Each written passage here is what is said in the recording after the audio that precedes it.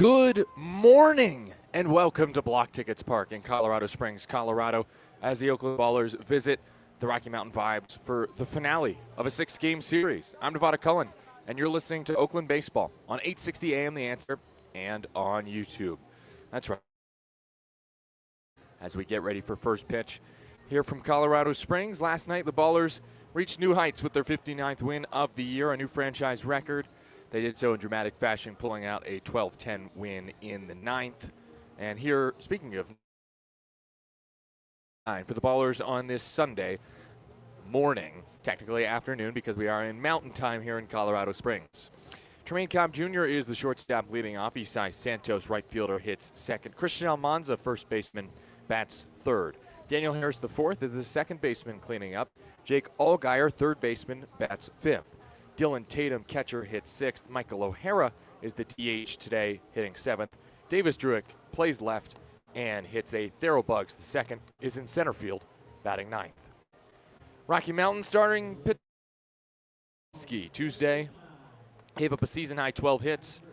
11 of those were singles, though, in the 7-5 Oakland win over Rocky Mountain. 5 innings, 12 hits, 4 earned runs, and tied. 26 years old from Ocala, Florida. 6'2", 200 pounds, and his second different team this season after starting with Boise. His first pitch of the day to Tremaine Cobb Jr. is outside for ball one.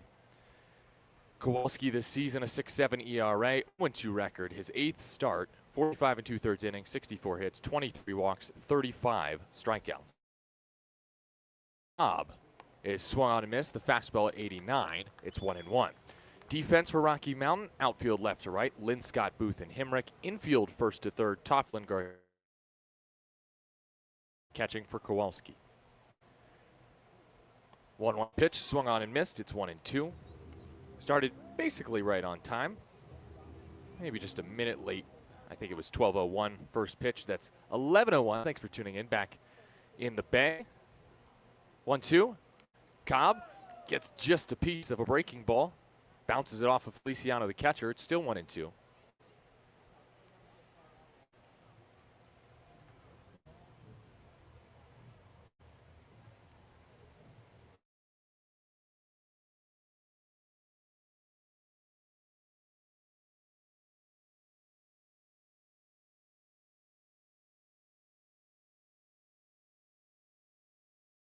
Scott Ginger at third. 5 on the timer. Kowalski from the windup. His pitch to Cobb is a breaking ball, called a third strike, just got the outside corner. Good pitch from Kowalski as he strikes out Cobb to start his outing. On Tuesday, Cobb singled off of Kowalski to start the day. Oakland still did not have much success against the righty Kowalski. Yes, they had 12 hits, but 11 were singles. Here's Isai Santos, lefty batter. First toss outside at 83. Change up from Kowalski. It's 1-0. Game 6 of the series. Ballers lead the series 3-2 after a 12-10 win last night. 1-0 pitch to Isai is inside, 2-0. Santos had a 2-run double in the game last night. That was a game-tying double in the fourth after Oakland trailed 4-0. The teams traded crooked numbers in the sixth before Oakland tied it in the seventh, and then took the lead in the ninth for good. 2-0. Santos takes 90 miles an hour. The fastball just on the outside corner. It's 2-1. In the ninth inning last night, it was Dylan Tatum who had a go-ahead homer, and Tyler Lozano who hit a 2-run triple. 4-hit night for Lozano. 2-1 outside to Santos, 3-1. Lozano not in the lineup today for Oakland. 10 for 14 in the series. He's only been retired 4 times. 8 RBI, 6 extra base hits. 6 on the timer. Kowalski from the windup. 3-1 to Santos is low and outside. The fastball at 89. Runner on first for Oakland with 1 out in the top of the first. No score between the Ballers and the Vibes. Santos draws his 40th walk. That's second on the team. Brings up Christian Almanza, day off yesterday, but is still tearing it up in this series. 3-game hit streak, 7 for 12. 6 RBI, 2 doubles and a homer. Homer coming on Friday against Wyatt Tucker. 6 on the timer. First to Almanza is a strike. 88-mile-an-hour fastball that just clips the top outside corner. Nothing in 1. Vibes going with their home whites today, with Vibes across the chest in red fiery cursive lettering, plus the navy blue caps with Toasty on the front. Pitch high and away to Almanza, the fastball at 87. It's 1-1. Toasty is the s'mores, the s'more mascot for the Vibes. He's their main mascot. He is a s'more, graham cracker, chocolate, marshmallow, and all. Oakland going with their black Oakland stands up uniforms today, gray pants. As Almanza is moved out of the way by a breaking ball. Nearly hit him, it's 2-1. 78-mile-an-hour pitch in the dirt from Kowalski. Ballers going with their black uniforms because Zach St. Pierre on the hill has chosen to wear these uniforms today. Oakland stands up with the fist holding the baseball on around the stomach area of the jersey. Almanza open stance lefty, waiting for the pitch from the righty Kowalski. 4 on the timer, and Almanza takes high and away. 88-mile-an-hour fastball, it's 3-1.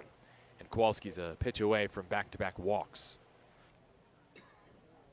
Almanza leads the team with 82 RBI and 24 homers.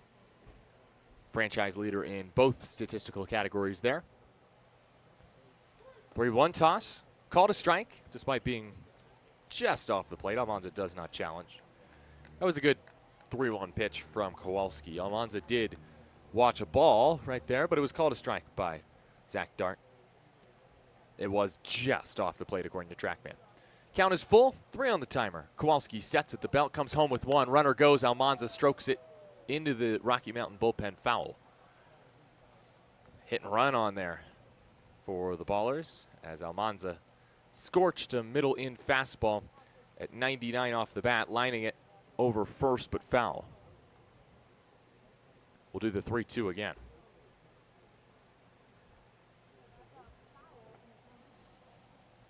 Almanza homered against Kowalski back on July 13th. 3-2 pitch once more. Santos runs. Almanza swings, fouls it off. Santos is getting himself a workout in, running to second base. Rocky Mountain catcher today is Joscar Feliciano. He's caught 1 runner so far, stealing in just 5 games. Runners are 5 for 6 against Joscar. One more payoff for good measure. Kowalski, the righty, to the lefty Almanza. Santos at first. He stays, and Almanza takes ball 4. 88-mile-an-hour fastball, a shade off the dish. Outside, Almanza walks after Santos walks. That puts 2 aboard for Danny Harris. Gabe Tanner is acting as the bat boy today for Oakland after it was Reed Butts yesterday. Collecting the lumber and the equipment from Christian Almanza after he draws the walk. 2 one-out walks for Oakland here in the first. Brings up Danny Harris. No score, Ballers and Vibes. Game 6 from Colorado Springs. Harris, the righty, swings and laces one, foul. Down the right field line, again into that Vibes bullpen, nothing in 1. You got a breaking ball that hung, and he did the right thing with it, just trying to punch it in to right for a base hit, but could not put it between the chalk. Harris 4 for 18 in the series, 0 for 1 yesterday with a strikeout. On 0-1, he cuts and misses. Now, the strikeout yesterday came with the bases loaded in the 7th inning. He swung and missed, a pitch outside, got away from the catcher, Chenard, and went to the backstop. So a run scored on the play with the bases loaded. He tied the game with a strikeout yesterday, Danny Harris. 2-strike pitch. Harris fights it off. Got an 88-mile-an-hour fastball middle in. High and in, really. And he stays alive. After back-to-back walks from Kowalski, he's peppering the zone against Harris. 95 hits, second on the team. He's driven in 60, Danny. 2 on, 1 in scoring position for Oakland in the first. And Harris strikes out. Fastball, high, and Harris missed it. 2 strikeouts, 2 walks for Kowalski here in the first. Next, Jake Allgaier, who, if we flash all the way back to Tuesday, had an RBI single through the right side in just about this exact situation against Kowalski. It was his only hit of the game. He went 0 for 4 yesterday, snapping a 7-game hit streak. No score, ballers and vibes. Top of the first, 2 outs, 2 on for Allgaier. First pitch from Kowalski, Allgaier takes a strike. 90-mile-an-hour fastball right down center. Allgaier, only 24 games with the Ballers so far, joining partway through the season, midway through July. 0-1 toss to the switch-hitting lefty. Allgaier takes another strike right on the outside corner at 89. The fastball, nothing at 2. Despite the limited number of at-bats for Oakland, just 86, he already has 10 hits with runners in scoring position. He's hitting .417 in this situation. Runners are Santos and Almanza. Another 0-2 pitch from Kowalski. Bends in, strike 3 called on Allgaier right over the outside corner. And Kowalski strikes out the side in the first.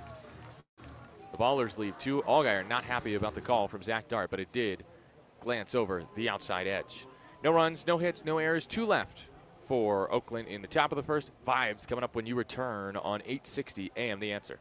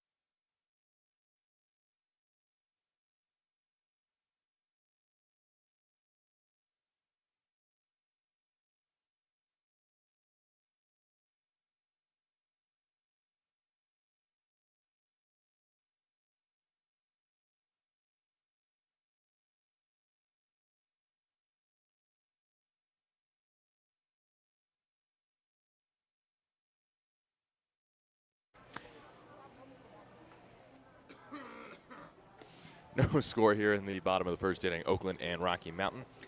Lineup today for Les Lancaster's Vibes, 14 and 15 in the second half. Carter Booth, the center fielder, leads off. Ty Dooley is the third baseman, hitting second. Sam Linscott, left fielder, bats third. Linscott 4-hit game on Friday, 2 more hits yesterday. Dane Toughlin is the first baseman, cleaning up. Hank Himrick, the right fielder, bats fifth. Austin Chenard is the DH, hitting sixth. He had 4 hits yesterday, a season high. So did Garrett Kieber, 4 hits, a season high. The shortstop batting 7th today. Tristan Garcia on a 6-game hit streak, plays second and hits 8th. Juscar Feliciano back in the lineup, the catcher. Hits 9th against Zach St. Pierre.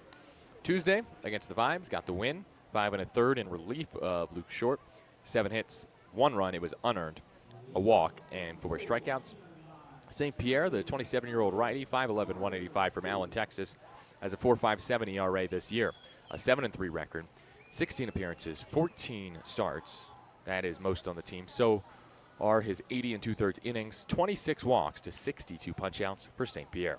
His first pitch of the day to Carter Booth is low, fastball at 89. It's 1-0. St. Pierre, 4-seamer, sinker, changeup, slider, curve, 5-pitch mix. His 1-0 toss to Booth is low and away, 2-0. St. Pierre, 6 quality starts this year, hoping for a 7th. He's the Ballers' franchise record in career pitching wins with 14.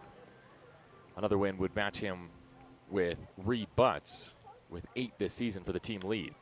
Bouncing ball over third. Allgaier with a high hop but couldn't come down with it. Fielded by Druick, gets it in quickly, holds Booth at first base with a leadoff knock. And Booth, who had the game-tying double against St. Pierre in the 6th inning on Tuesday, starts St. Pierre off with a base hit here on Sunday.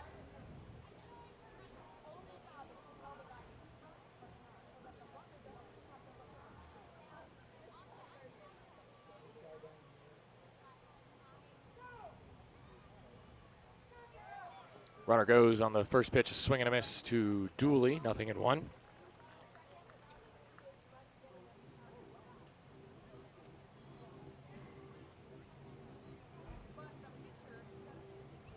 Booth ran, by the way, and successfully steals second.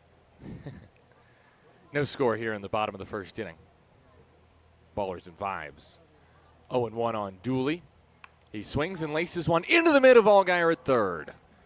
Soft liner, and Allgaier just plucked it out of the air. One away.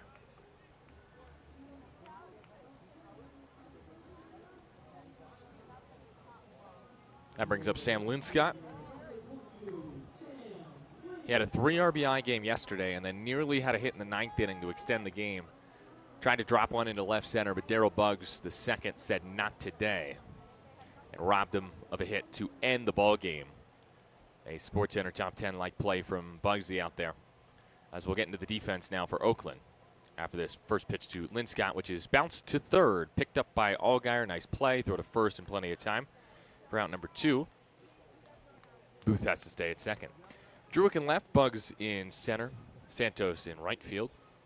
Infield third to first, Allgaier, who we've mentioned a couple times already. Cobb, Harris, and Almanza short to first. Tatum is the catcher for Zach St. Pierre. And here is Dane Tofflin, who is 7 for 17 in the series. 5 RBI, a double and a homer. 0 for 2 yesterday, but drew 3 free passes, a walk, and was hit by a pitch twice. Runner on second is Booth, no score, 2 outs. Bottom of the first, Vibes batting. First to Tofflin is in for ball 1. St. Pierre hoping for a quick bottom of the first inning. He's thrown 7 pitches and has 2 outs. Booth is at second. His 1-0 pitch to Tofflin in this righty-righty battle is called a ball, 91-mile-an-hour fastball, just missed low and in. It's 2-0. Working around Tofflin, not the worst idea. After all, he's hitting .345 against the Ballers with 12 RBI, 4 doubles, and 3 bombs this season. Next to Tofflin, swung on and missed. Beautiful pitch right there from St. Pierre. That breaking ball had a bit of an extra kick to it, over 2,300 RPMs. Nice bite to it. Tofflin chased for strike 1. 2-1 count. St. Pierre working from the stretch. Settles at the belt, looks towards second, fires home, and gets a ground ball towards third, foul. And it's 2-2. There's no one better to pitch on a Sunday, in my opinion, for the Ballers than Zach St. Pierre. Sunday, that's getaway day. Ballers are flying home today. And who would you rather have on the mound than a guy that's going to use just about 0% of the pitch clock? St. Pierre works so quickly. He basically already has his pitch predetermined before he gets on the rubber. He toes the rubber with 15 on the timer, looks in, gets his signal, settles at the belt with 10, looks at second, checks twice this time and comes home, and just missed low right there with another great breaking ball. No chase again from Tofflin. It's 3-2. Runner at second is Booth in a 0-0 game in the bottom of the first inning. Tofflin, the team leader in RBI with 59. Lumbers on the right side of the box, and St. Pierre steps off of the mound. Tofflin's looks big, but he's only 6'2", 190.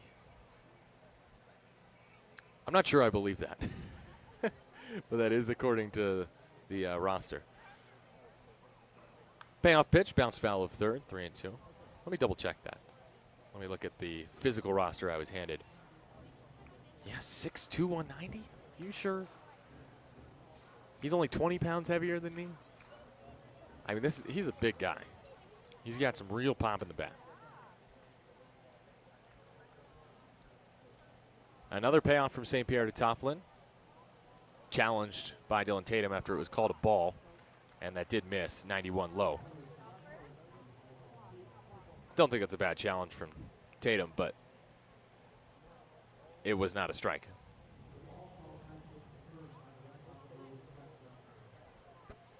It's a walk for Tofflin with 2 outs.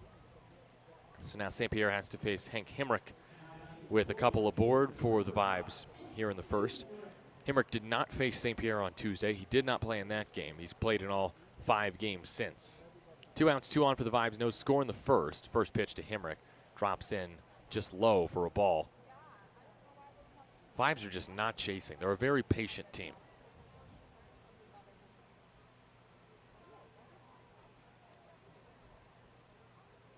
Actually goes against what their stats show in terms of the walks. As the 1-0 is low, it's 2-0. On the season, they are third worst in the league in drawing walks. Hemrick only has 3. 2-0 pitch is outside. It's 3-0.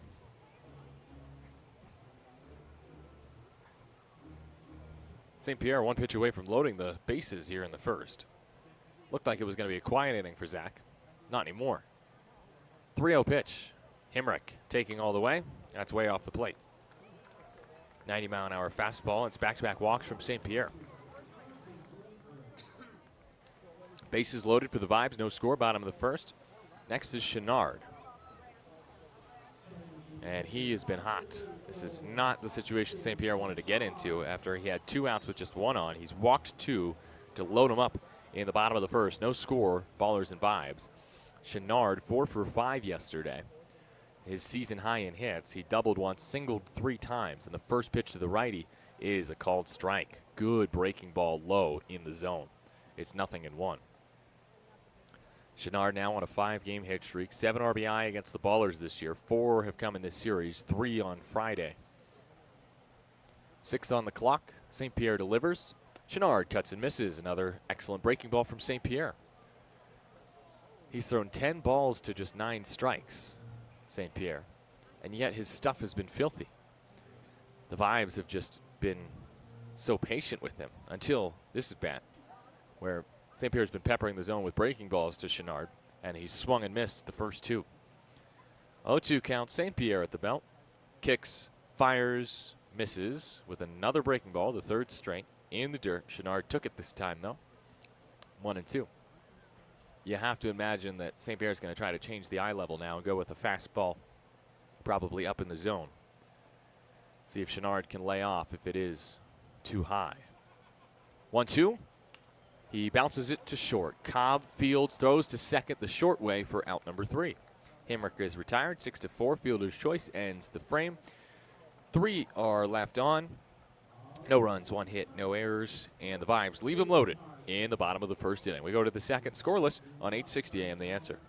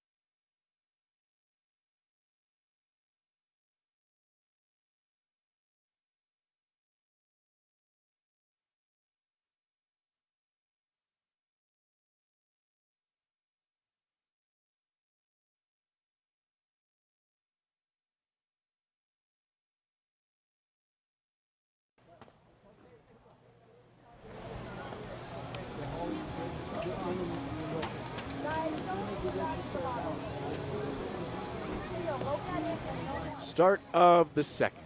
Some sounds from the ballpark here in Colorado Springs. Block Tickets Park, the home of the Rocky Mountain Vibes. Block Tickets Park. Have this in my notes. Hold on, where is it? I believe it was opened in 1988, the home of the Vibes. And dimensions 350 to left and right field, 385 to left and right center, 410 to straightaway center. Yep, built in 88, capacity of 8,500. Elevation here, 6,351 feet. The ball can fly here, and that's why the fences are so far back. But Dylan Tatum cleared the fences yesterday, and he'll lead off the top of the second. No score. First pitch to Kowalski's outside, a fastball at 89. It's 1-0. Kowalski 2 walks, but struck out the side in the first. Kowalski's season high is just 6 strikeouts. Tied that on Tuesday. 1-0. Tatum nearly hit by a breaking ball in 2-0. Tatum now on a 5-game hit streak after his 9th inning solo shot yesterday. That put the Ballers ahead 9-8. They would not rescind that lead. 2-0 toss, and Tatum fouls it off of the catcher Feliciano. Tatum's home run, 107 miles an hour off the bat, 422-foot bomb to left. It was a laser. His second go-ahead 9th inning homer of the season after hitting one in mid-July against Glacier's Rain Supple. He loves a good 9th inning homer off of a closer. Tatum, one of the prime candidates of this Ballers team to get picked up in the offseason by a major league organization. He's been in one before with Minnesota after being drafted in 2021 by the Twins. 2-1 toss from Kowalski. Tatum takes a strike. Got a fastball at 91 and watched it fall onto the bottom part of the zone. Tatum just 3 for 8 in the series with a double and a homer. The catchers have been electric for Oakland in this series, with Lozano having 10 hits. Tatum strikes out, though, on a breaking ball, and Kowalski has really got his stuff working. That's 4 strikeouts, which is already just 2 shy of tying a season high. No score, 1 out, top of the 2nd inning here from Oakland, from Colorado Springs, rather.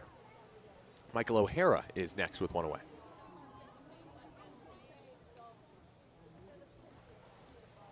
O'Hara, yesterday, tied a season high, 3 for 5. 3 hits and 5 at-bats as he takes a changeup off the dish. It's 1-0. That was outside to the lefty O'Hara from the righty Kowalski. These two were teammates last year. No, I take that back. O'Hara blasts one into the gap in right center field. This is good for extra bases. O'Hara rounds first. It rolls to the wall. Could he think 3 here? No, he'll stop at second with a 1-out double. Kowalski was a Boise Hawk this year. O'Hara was one last year. They never crossed paths in Boise. As O'Hara doubles with 1 out. The first hit of the game for Oakland is an extra base hit, and O'Hara has 3 doubles in the series, 4 this season against Rocky Mountain. 4 of his 7 doubles this year have come against the Vibes. Top of the 2nd, 1 out. O'Hara's double has him in scoring position for Davis Druick. No score in the top of the 2nd inning. Druick 0 for 2 yesterday with a walk. Was pinch hit for by Danny Harris with the bases loaded.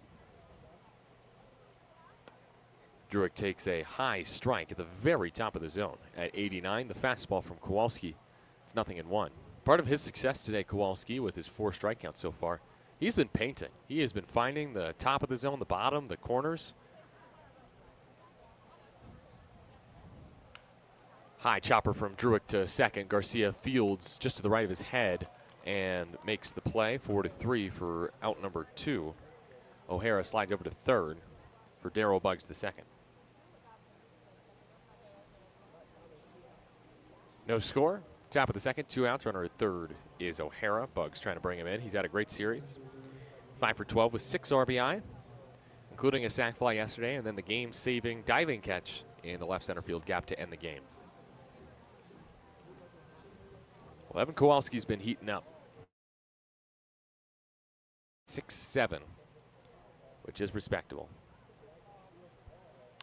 Buggs bounces it to short, picked up by Kieber. His throw to first in time for out number 3. O'Hara doubles with 1 out, but is left at third base, and we go to the bottom of the 2nd. Scoreless, 0-0 between Oakland and Rocky Mountain on 860 AM The Answer.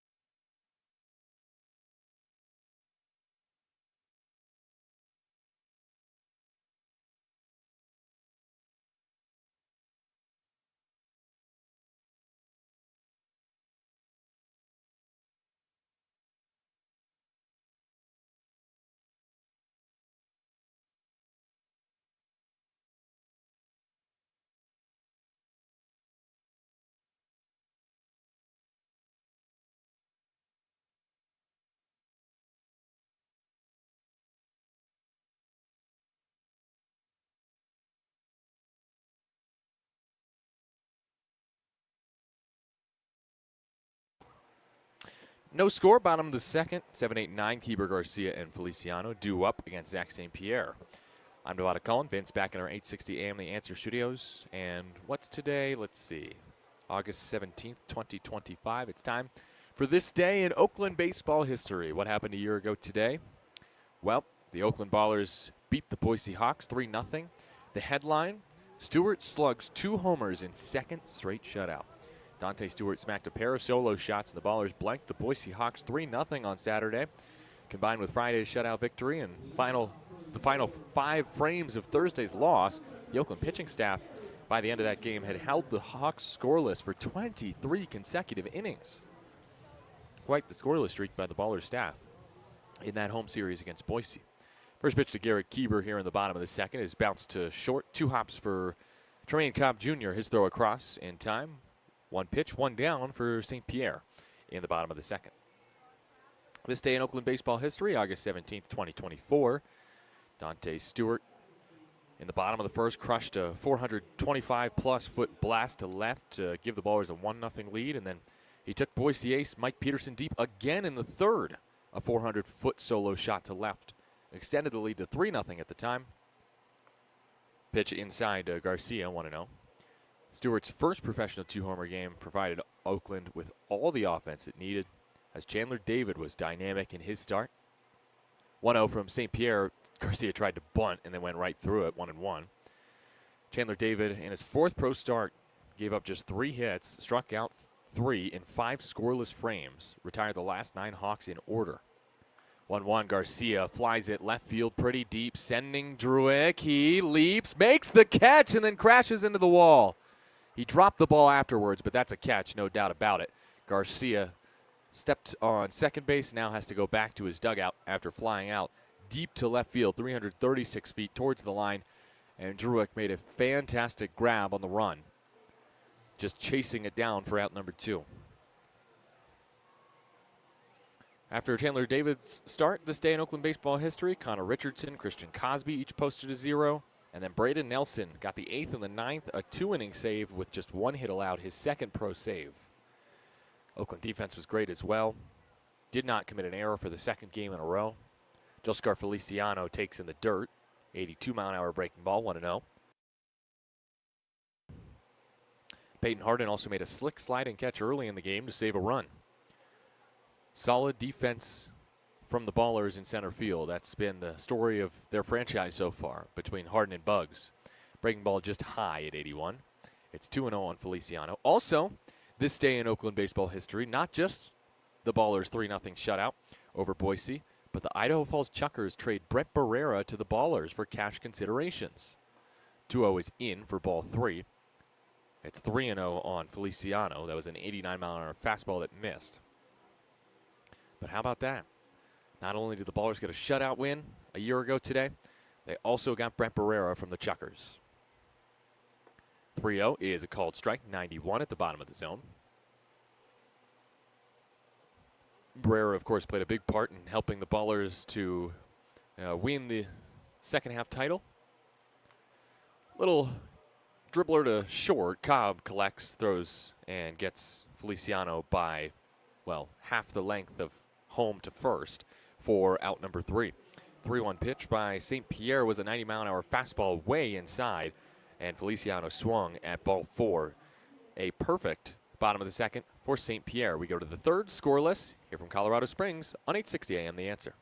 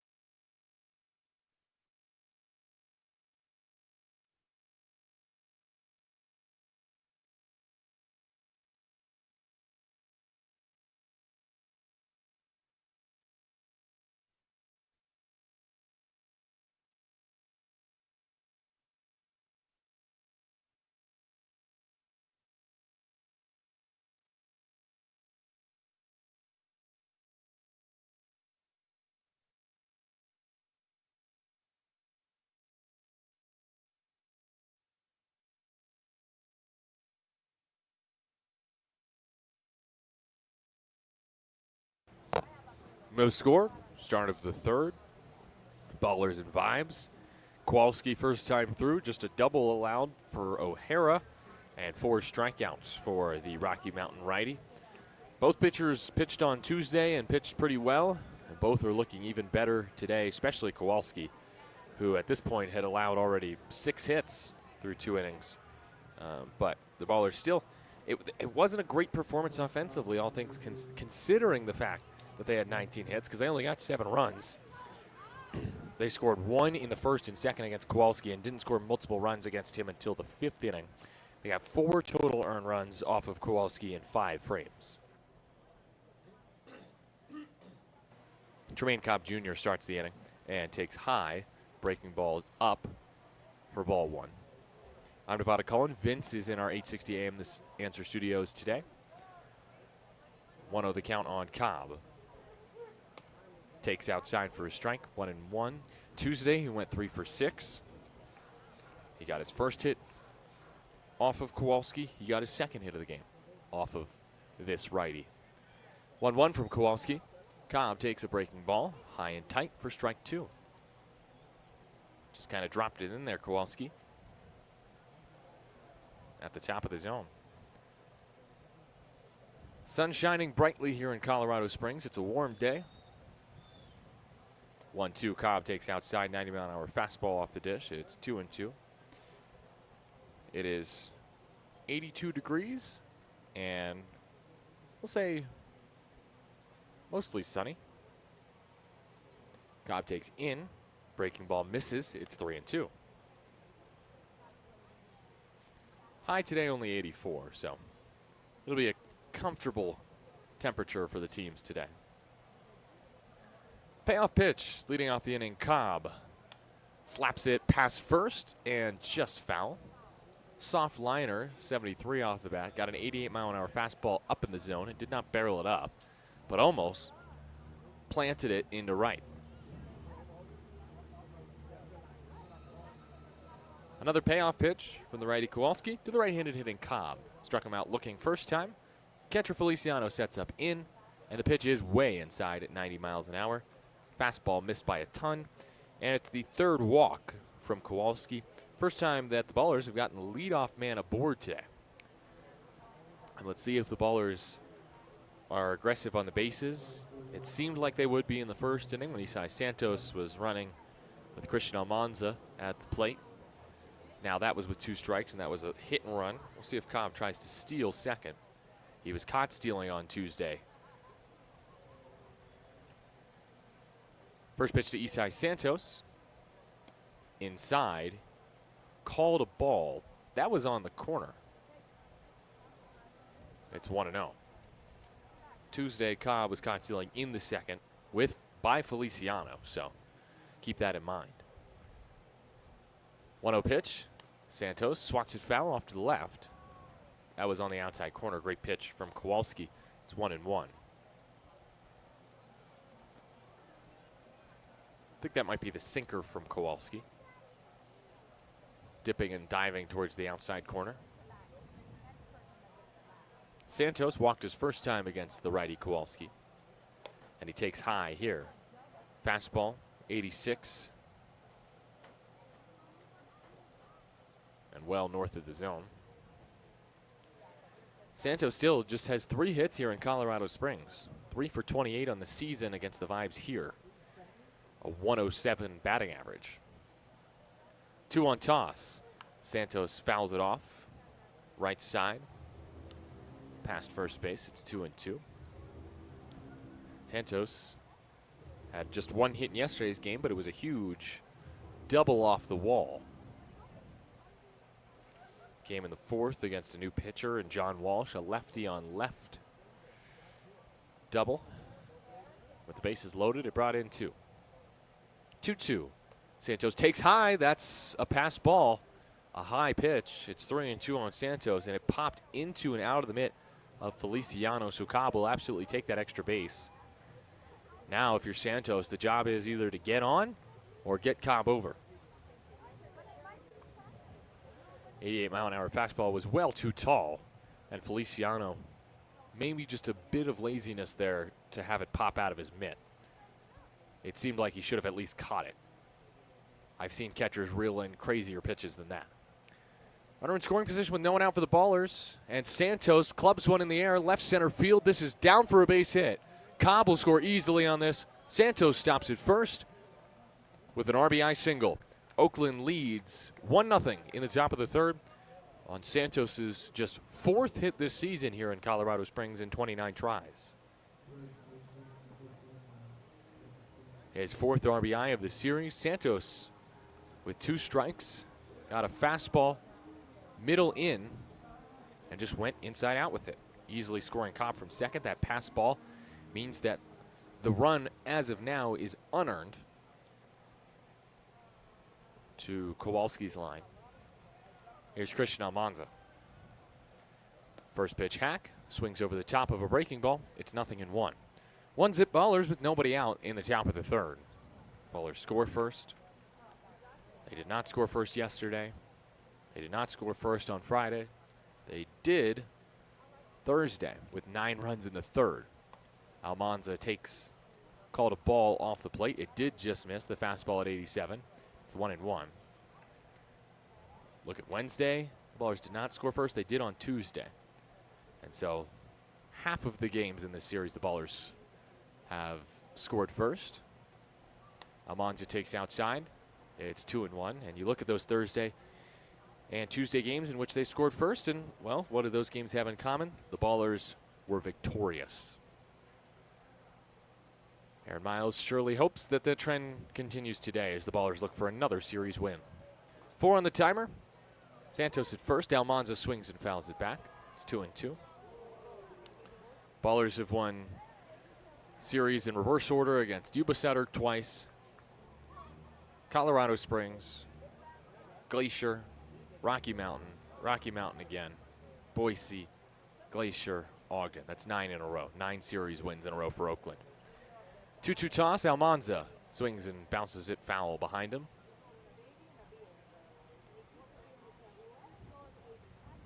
Ballers up 1-0 with nobody out in the top of the third. A walk for Cobb to start the inning. Advanced second on a pass ball and scored on a Santos opposite field RBI single. Santos up to 41 RBI in his rookie campaign. Another 2-2 from the righty Kowalski to Almanza. It drops in. That's a called third strike. Almanza knew it. It just got to top of the zone. 5th strikeout for Kowalski. Good breaking ball there. Backdoors Almanza for the first out in the top of the third. And now it's Danny Harris, who struck out swinging his first time against Kowalski.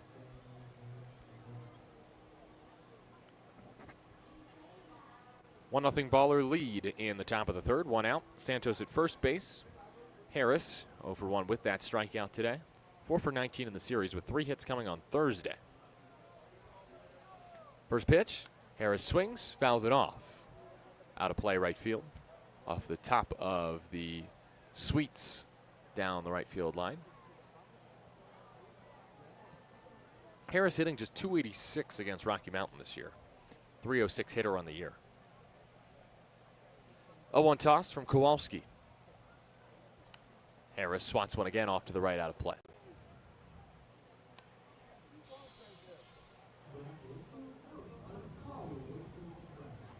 Kowalski, right-handed pitcher. I mentioned earlier that he was not teammates with Michael O'Hara after I originally thought he was. Turns out I was right.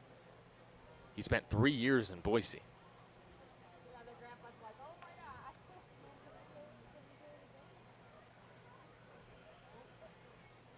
Check to first, and Santos is back safely. Kowalski was actually a 2024 midseason all-star relief pitcher with the Boise Hawks. He was a fine reliever for them last year, 5.89 ERA, but was not good as a starter with them this year. 0-2 pitch to Harris. Oh, that's over the head of Harris. And Santos gets to go to second on the wild pitch. Wild pitch and a pass ball in this inning for Kowalski. He had an 11.17 ERA over 3 starts with Boise this year, 0-2 record. They waived him on June 5th. And he's been much better as a starter with Rocky Mountain, 7 starts and a 6.7 ERA. Last 3 starts have been very good for Kowalski overall. 1-2 toss to Harris after throwing it over his head. Is a broken bat, little grounder to third, picked up by Dooley. His throw to first is in time. Santos tries to take third and does successfully. Nice base running from Isai for out number 2. Look at the last 3 outings for Kowalski. August 2nd at Grand Junction, 4-3 loss, but went a season high 7, struck out a season best 6 hitters and gave up just 3 earned runs. Then last week against Missoula in a 5-1 loss, 6 1/3 with just 5 earned runs allowed. He only struck out 1, but limited a very good Missoula offense. And then Tuesday against Oakland, 12 hits, but only 4 earned runs, 6 strikeouts in 5 innings. Jake Allgaier takes a first pitch strike. 89-mile-an-hour fastball just breezed over the top of the zone. 0-1. So Kowalski's been picking up steam as a starter. Has a 9 ERA this year against Oakland in 3 starts, 4 total appearances, 16 earned runs in 16 innings. Allgaier on 0-1, swings and bounces it right side. That's through. And Santos scores from third. The heads-up base running from Isai Santos allows him to score easily on that RBI knock by Allgaier. His second RBI single against Kowalski in the series doubles the Oakland lead. It's 2-0 with 2 outs in the top of the third. Just chopped it through the right side. Jake Allgaier is such a good contact hitter. Allgaier saw a hit streak of 7 games come to an end yesterday. Time to start a new one. He's at first base. Dylan Tatum's the batter with 2 outs in the top of the third, 2-0 Ballers. First pitch, Tatum tried to check his swing. Could he, though, is the question. The answer is yes, because there is no appeal made. It's 1-0 on a pitch in the dirt. Good breaking ball from Kowalski, but Tatum did just hold up. A little bit of respect there shown from one catcher to another, from Feliciano to Tatum, by not appealing to first. Struck out his first time, Tatum. Takes outside. Fastball at 87. It's 2-0. 2-homer game for him here on July 5th. 4 homers total against the Vibes this season, including his home run yesterday. 472 hitter against Rocky Mountain. 2-0 toss, and Tatum takes ball 3, 88 off the plate. And check out on the on-base percentage for Tatum this year. A team best 460 for Tater. That's with a team best batting average of 354 and slugging percentage of 725. He's getting on base. He's hitting for average. He's hitting for power. He's doing it all from the catcher position for Oakland, as is his old buddy Tyler Lozano. 3-0 is a strike. 86 miles an hour at the bottom of the zone. It's 3-1. Tatum didn't look pleased with the call, but it was very much in there. Maybe he's just gathering intel for when he's behind the plate to see where Zach Dart exactly thought it hit. 3-1 toss from Kowalski. Tatum takes ball 4. That's high and tight at 85. Not sure if Kowalski's slowing down on the fastball or he's throwing different pitches, but I think he is just slowing down with the fastball. I think that was an 85-mile-an-hour heater right there. And Tatum is aboard. It's the 4th walk for Kowalski. A 2-out free pass puts 2 aboard for Michael O'Hara, who had the first hit against Kowalski, a double last inning. He's the beer batter today. And now, I can say with certainty, the former Boise Hawk teammates in 2024 face off here with 2 outs and 2 on for the Ballers. 2-0 lead in the top of the third for Oakland. O'Hara takes a breaking ball placed on the outside corner for strike 1. 78-mile-an-hour hook from Kowalski. Ballers only have 2 hits this inning, but good enough for 2 runs thanks to a couple walks issued by Kowalski. O'Hara up to 4 doubles against Rocky Mountain this year. He fouls one off of Feliciano and is quickly down 0-2. 11 RBI for O'Hara in just 81 at-bats entering. Missed a lot of time this season with injury. Danville native stands in from the left side against the righty Kowalski from Ocala, Florida. 4 on the timer. O'Hara pokes it foul off to the left. Got another breaking ball and stays alive.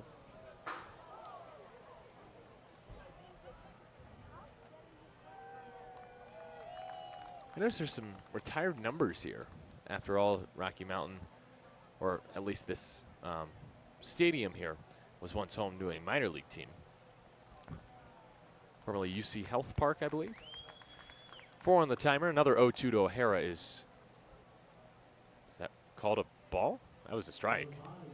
Got the high inside corner. And Rocky Mountain challenges successfully to get O'Hara to end the inning. But Oakland gets 2 in the top of the third.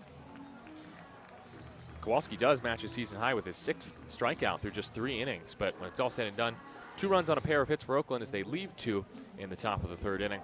Vibes trailing Oakland 2-0 and coming back up to bat in the bottom of the third when you return on 860 AM The Answer.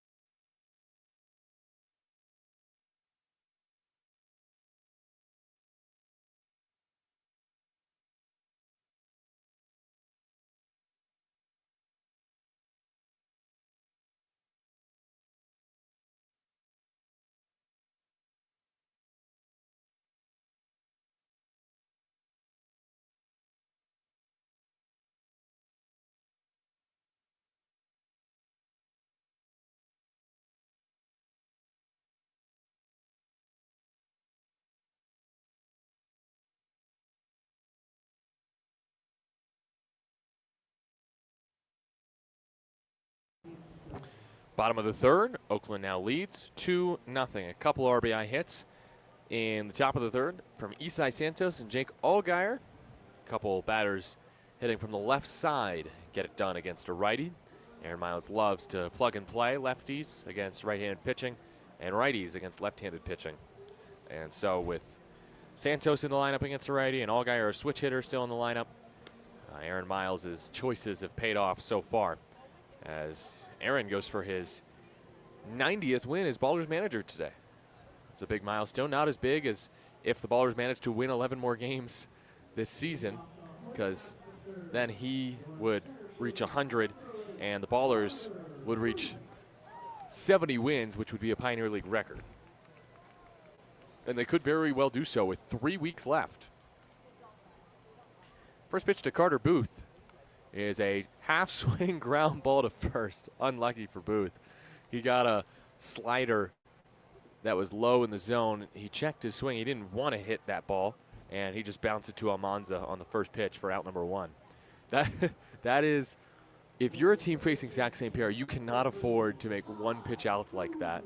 Not when you're not trying to swing with intent. One pitch outs are going to happen against St. Pierre, but that's how you let St. Pierre beat you if you hit into too many of those. First pitch here is a strike, 88-mile-an-hour fastball right down center, and Dooley watched it all the way. 0-1. St. Pierre seeking his 7th quality start of the year.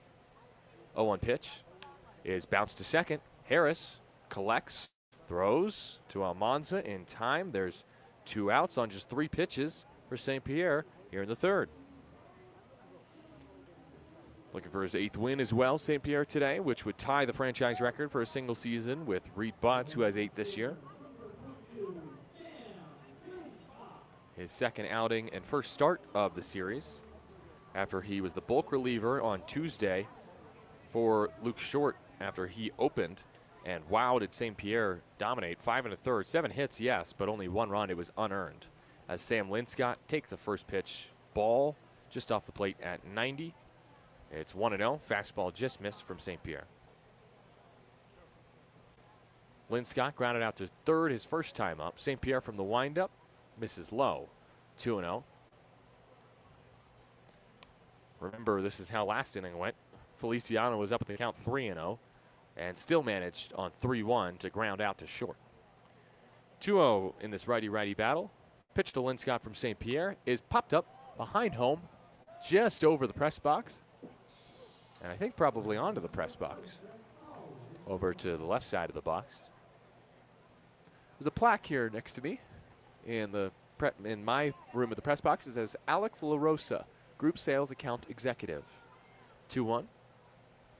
Popped up, foul ground, right side out of play. And the story is, as I was told by the Vibes broadcasting crew, Jesse Cook and Ethan Ide, that Alex LaRosa basically quit, started the season and quit just a few days in. And so they hung a plaque in his honor in the visitors' radio booth, which is objectively hilarious. 2-2 pitch. Lynn Scott, little nubber into center field, base hit. Just off the cap of the bat, 69 miles an hour off the bat for a base hit. And it's the first hit of the game for Rocky Mountain since Carter Booth's leadoff single in the bottom of the first. Brings up Dane Toughlin. St. Pierre, by the way, just flew back in to Colorado Springs today. He pitched on Tuesday. He flew to Kansas, or I'm actually not sure where he flew, but he flew back from Kansas and just arrived this morning. Pitch low to Toughlin, 1-0. It's been a long day for St. Pierre already. He woke up at 2 in the morning, and now he's pitching, and pitching well, I might add. But the reason for the trip, he and his wife, Kiana St. Pierre, were not just spending some time together, they were moving. Pitch outside from St. Pierre. Did Toughlin offer? No, says first base umpire Travis Schatzman. But Zach told me today that they were moving Kiana into a new place in Kansas because, breaking news, Kiana St. Pierre is now a softball coach at the collegiate level. Pitch low, 2-0, is now 3-0 on Toughlin. Congratulations, Kiana. She is now, I believe, the head softball coach. I don't think it's an assistant position. The head softball coach at Fort Scott. It's a junior college in Kansas. Big ups to Kiana. 3-0 is in there for a strike. 3-1 on Toughlin. And Zach will actually be coaching with Kiana this season. Well, in the spring at Fort Scott. So congrats to the two of them. They're going to make a great pair coaching their softball team. 3-1, bounced on the ground to second base. Harris Fields throws to first in time for out number 3. St. Pierre, the future coach, is still balling out as a pro baseball player. 1 hit allowed in the inning, and he leaves Lynn Scott, who singles. 2-0 ballers in the now after the bottom of the third. We're heading to the fourth. Ballers up by 2 on the Vibes on 860 AM The Answer.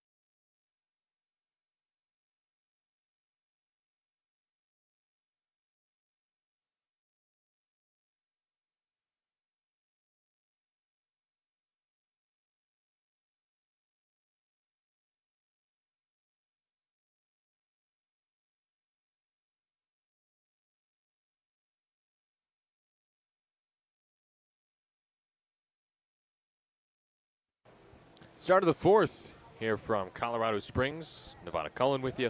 Vince back in our 860 AM The Answer studios. Third of the way through. Ballers leading 2-0 over the Vibes here on Getaway Day in Colorado Springs. Thanks for tuning in on 860 AM The Answer and on YouTube. We got a special someone tuning in today, I think, on YouTube. I think she left a comment a little bit ago. It is one Pamela Buggs. What's up, Pam? How you doing today? Good to see Daryl Buggs II's mother tuned in after her son made an unbelievable catch in last night's game to win it for Oakland. Davis Druick fouls one back. Nothing in one as we start the bottom of the fourth inning. Druick, Buggs, and Cobb due up here in the top of the fourth. Against Kowalski. Druick hits one softly foul to the right side, nothing in two.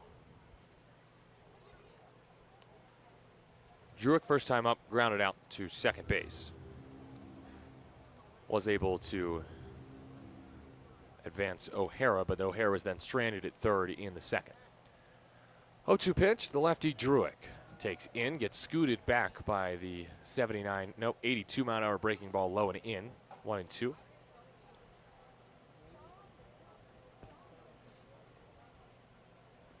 Druick, 46 walks, leads the team. 436 on base percentage. That's one of the best marks on the Ballers roster. 2 on the timer. Pitch from Kowalski to Druick is in for ball 2. 87 mile an hour fastball, well off the plate. Righty Kowalski, lefty Druick here in the top of the fourth inning. 2-2 toss.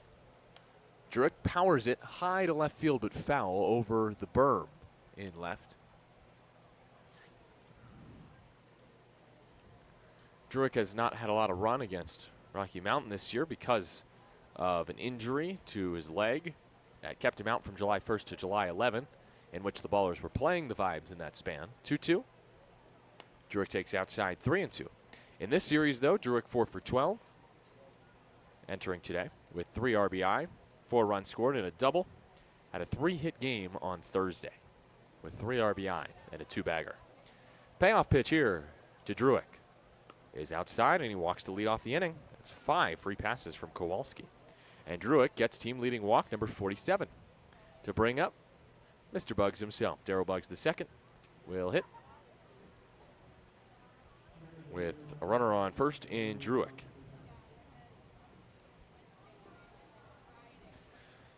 Love to see Darryl Buggs II get a stolen base today at some point. If he's able to, he would set the new Ballers franchise single season record with his 30th of the year. But first, he's got Druick ahead of him at first base. And he nearly gets hit with a breaking ball on the first pitch from Kowalski. It's 1-0. Right-handed hitting, Buggs has been blasting the baseball of late. Hitting for a lot more power of late. A home run off the pitch clock on Friday. 5 hits in the series for Buggs. He squares to bunt, pulls back. That's high and away. It's 2-0. Buggs has also bunted for a hit in this series. He's driven in 6. He's walked a couple times. 2 sacked flies, including one yesterday.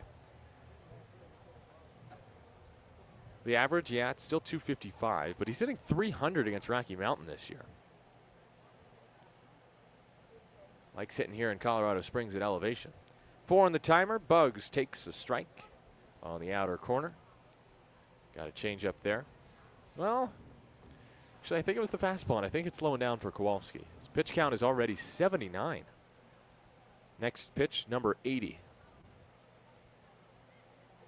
4 on the timer. He delivers. Buggs shows bunt, drops it down third base side. Dooley has no play, and Darryl Buggs II bunts for his second hit of the series. James Harris shrugging at him like, where was this all along? You've become a master at the bunting for a hit. Third basemen are going to start playing him well up on the grass if he keeps doing that. Bunt single for Buggs, his 6th hit of the series. Now, if the Ballers were to try a double steal, Buggs could have stolen base number 30, which would be a single season record for Oakland. Austin Davis had 29 last year.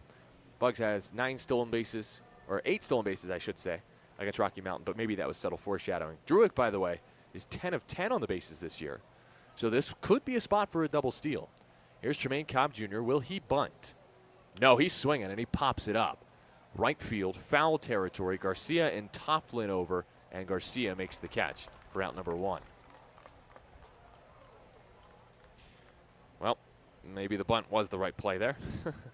As Cobb is unproductive with his at bat. He gets a fastball down in the zone and just pops it up. Cobb, a 3-hit game on Tuesday, but since then he's been struggling a bit in the series. Brings up Isai Santos, who has just 3 hits in the series, but 2 of them have driven in, well, all 3 of them have driven in runs. First pitch. Santos takes in the breaking ball at 78. It's 1-0. 2-0 Ballers, top of the 4th. 1 out. Druick and Bugs aboard. Santos has 3 hits in the series. Tuesday, a go-ahead RBI single in the 7th. Saturday, a 2-run double. And today, an RBI single. So 4 RBI here in Colorado Springs this week. As the 0-1 comes in, Santos takes high and away at 83. Again, I think that's a fastball. I just think Kowalski's lost his juice as he tires today. 80-plus pitches for Kowalski. Facing a lefty in Santos, who already has reached twice against him, walking an RBI single. 2-0 toss. Santos fouls it back. He wanted that one, and he wants it back. That was 84 middle away. Definitely a hittable fastball there from Kowalski, who Santos took deep on the 13th of July in a 4-homer inning in the 3rd inning at Raimondi that day. Santos was one of 4 ballers to go yard against this righty. 2-1. Santos rips a line drive foul into some picnic table seating in foul ground right field. So it's 2-2. Kowalski has 6 Ks. He's hunting number 7. That would be a season high. Santos is driven in 41 this year for Oakland, and just a shade under 200 at bats. 2-2 toss. Kowalski to Santos is lifted to center field pretty deep. Booth in right center makes the catch, and Druick tags for 3rd. So here we go, because that is productive out for Santos because it moves Druick to 3rd, and we could very well see Bugs steal 2nd. This is the spot with 2 outs in the inning. It's a 2-0 Ballers lead. And Darryl Bugs II is just 1 stolen base away from history with Christian Almanza at the plate. 1st and 3rd, 2 outs, 2-0 Ballers. Top of the 4th, Bugs has its lead at first base. Kowalski at the belt.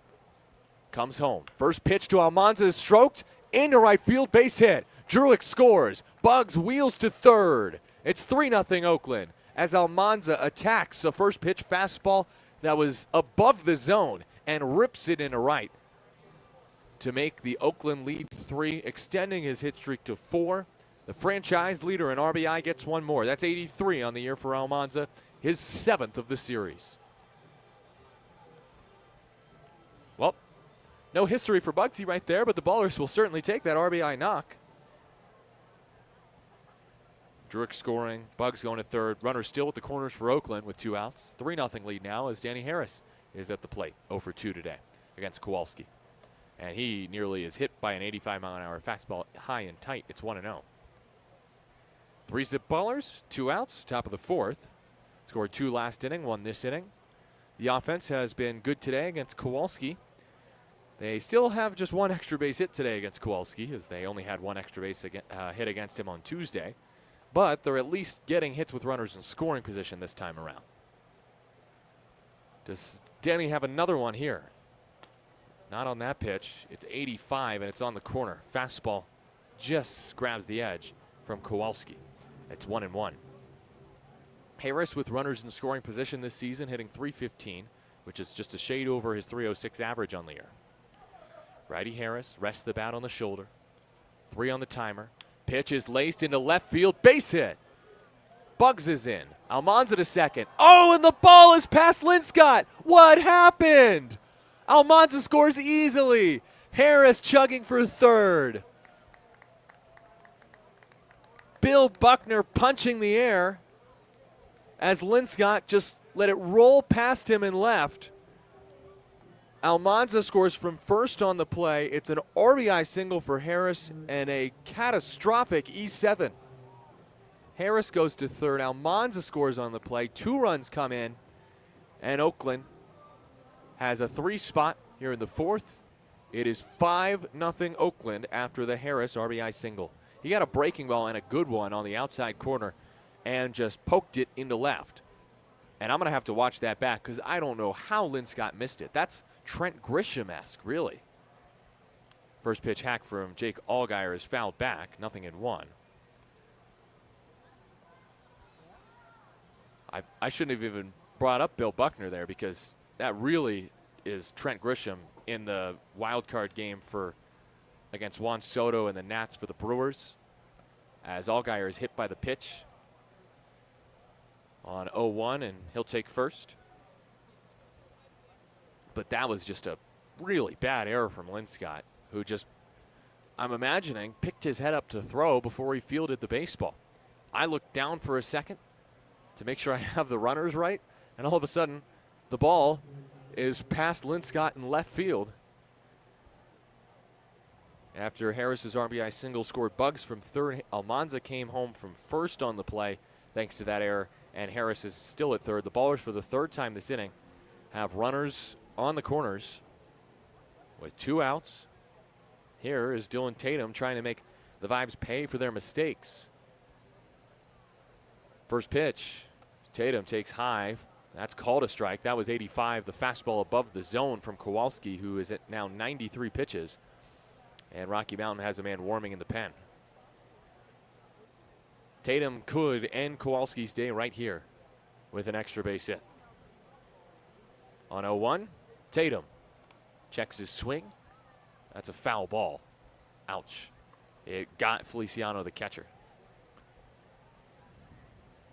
Feliciano wearing red catcher's gear today.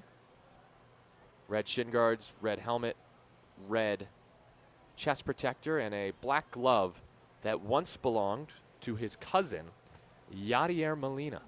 That's right. Feliciano, the native of Vega Alta, Puerto Rico, is cousins with Yadi. So his gear, probably, I'm pretty sure I heard it's all from Yadier Molina, including the glove, which is awesome.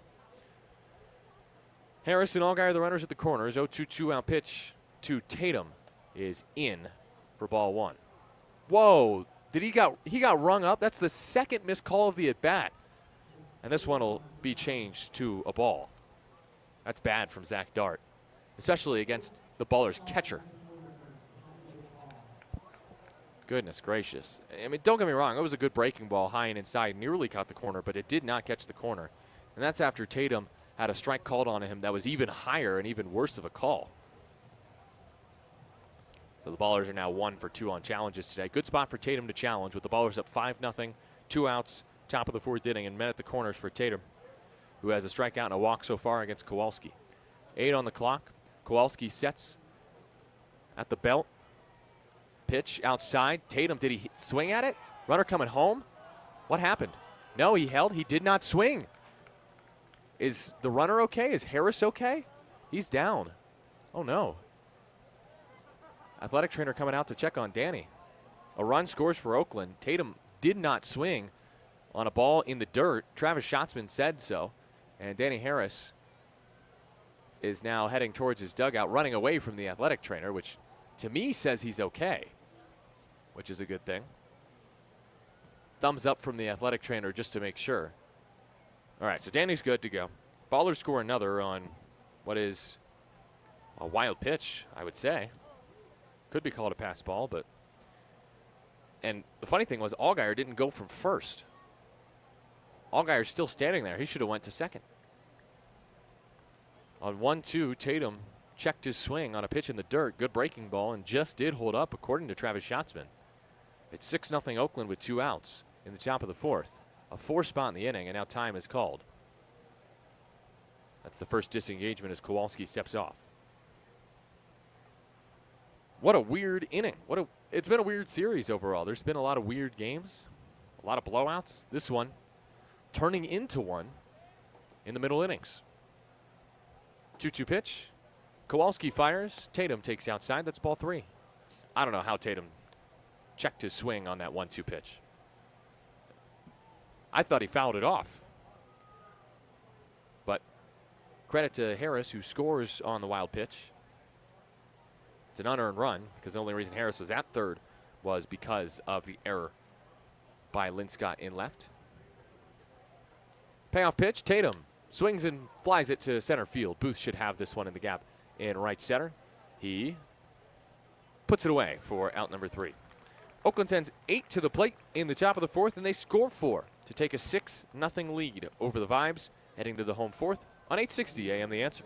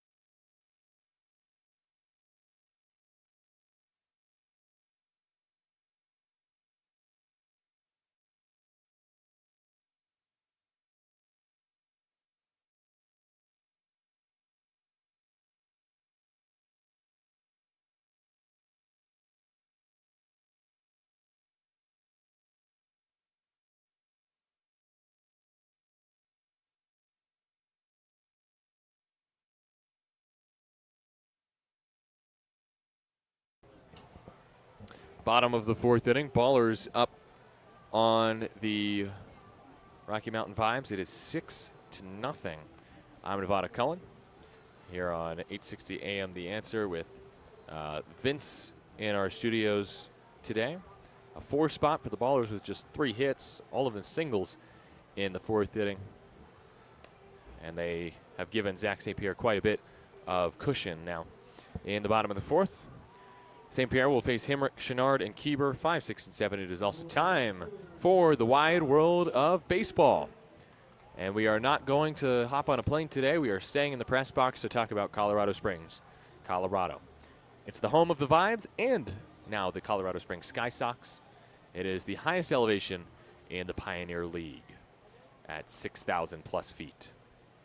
And the first pitch of the inning to Hank Himrick is lined towards second, over Harris, and into the gap in right center. Santos scampering to cut it off, makes a sliding stop, firing it in, but Himrick makes it to second with a leadoff first pitch double. First extra base hit of the game for the Vibes. Brings up Austin Chenard. Colorado Springs is the destination today for the wide world of baseball. Sits at an elevation of 6,000 feet, the city itself. It is in Colorado at the eastern foot of the Rocky Mountains. Lies near glacier carved Pikes Peak, a landmark in Pike National Forest with hiking trails and a cog railway leading to its 14,000-foot summit. Garden of the Gods as well as here. Swing and a miss from Chenard, 0-1. He chased a breaking ball. Garden of the Gods features the iconic red sandstone formations and mountain views. Colorado Springs is an hour and a half south of Denver, and it's the second most populous city in the state of Colorado. 0-1, that's in, 1-1. It's the 40th most populous city in the United States. In 2020, population of 478,961 for Colorado Springs. And the rest of the information for Colorado Springs that I have in my notes is copied and pasted, but not from Wikipedia today, as the pitch is low from St. Pierre. It's 2-1. I'm using a source named Joe. Joe Horton, dispatches from Raimondi, wrote in his article, Know Your Foe, about Colorado Springs, and he tells you all you need to know about the city where the Vibes play.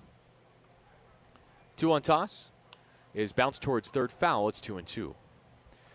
Joe says the U.S. Air Force Academy and its famous chapel are nearby, and so is NORAD, the North American Aerospace Defense Command, hidden deep within Cheyenne Mountain, which also boasts the highest elevation zoo in the country, where I once saw a gorilla eat its own barf. 2-2 is fouled back by Chenard. Himrick at second base in the bottom of the fourth inning at 6-0 Ballers. Joe also talks about Pikes Peak in his article. It's one of only 2 of Colorado's 54 14ers, summits above 14,000 feet, that allow driving to the top because, you know, hiking is hard. 2-2 is popped up, foul off to the right, and Chenard stays alive. The city of Colorado Springs also hosts hosted the first U.S. and Paralympic Training Center originally selected because of the advantages of high-altitude athletic training, according to Joe's article. 2-2 again from St. Pierre is low, 3-2. The Man of 1,000 Faces is a silent horror film. The silent horror film star, Lon Chaney, goes by that nickname, was born in the Springs to deaf parents. Payoff pitch. Chenard watches ball 4 away. Held off the changeup there. First and second with nobody out in the bottom of the 4th inning. But Lon, his grandfather, founded the Colorado School for the Deaf and Blind, which still serves K through 12 students. And the last piece from Joe Horton's article that I enjoyed reading about Colorado Springs in the wide world of baseball is about Nikola Tesla, who had a laboratory here in Colorado Springs less than a year. But he made one of his most significant discoveries here. Garrett Kieber ground out his first time up, fouls one back, 0-1. Terrestrial stationary waves were discovered in Colorado Springs by Nikola Tesla. Though to residents, it looked like he was creating artificial lightning in a lab near the city's Memorial Park, and his time in the Springs was partly fictionalized in Christopher Nolan's film, The Prestige. 0-1 is low. It's 1-1. I do love The Prestige. I love the scene with Tesla and the magician played by Christian Bale. Sounds right. Christian Bale and Hugh Jackman are the two magicians in The Prestige. They each have their tricks. 1-1. Kieber cuts and misses. Good pitch from St. Pierre. Breaking ball. Got him swinging. 1-2. Joe Horton in the YouTube comment says, too kind. No, Joe, you're too kind for providing the information today for the wide world of baseball. Check out dispatches from Ramondi. Ground ball towards short, chance for 2.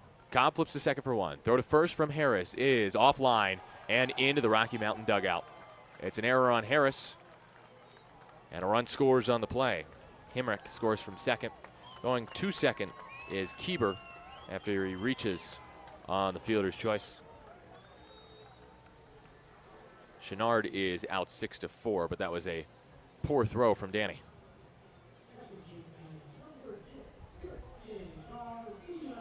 Brings up Tristan Garcia. Vibes on the board. That is an unearned run for now against Zach St. Pierre.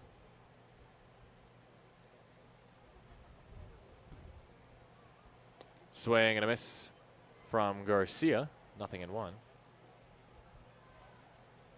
Joe Horton says he's also working on the preview for Boise right now for next week.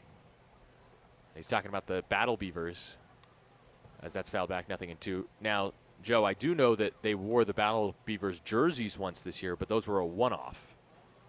That was before the Oakland series in Boise. Pretty cool camo jerseys, though. Tristan Garcia at the plate. 2 strikes, 1 out. Bottom of the 4th pitch. Garcia takes away. That's ball 1. The changeup at 79 from St. Pierre. Runner at second is Kieber after advancing to second on the E4. Foul ball off to the left from Garcia. Stays alive. Garcia flew out his first time against St. Pierre to left field.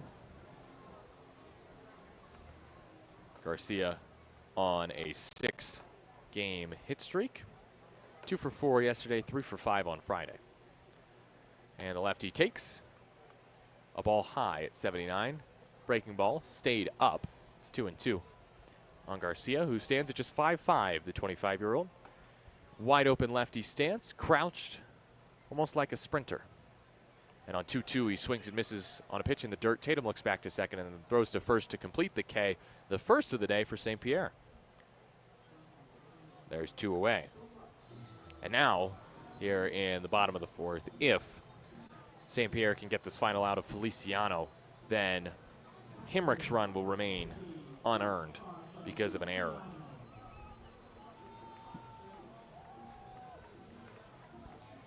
Still 6-1 ballers with 2 outs in the bottom of the 4th.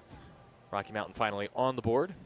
2 runs against St. Pierre in the series in his 2 outings, both unearned. First pitch to Feliciano is low, 1-0. You look at these teams defensively, both with an error in the game.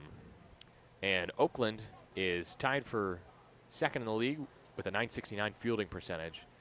Rocky Mountain is middle of the pack with .966 as St. Pierre locates a strike on the outside corner. 1-1.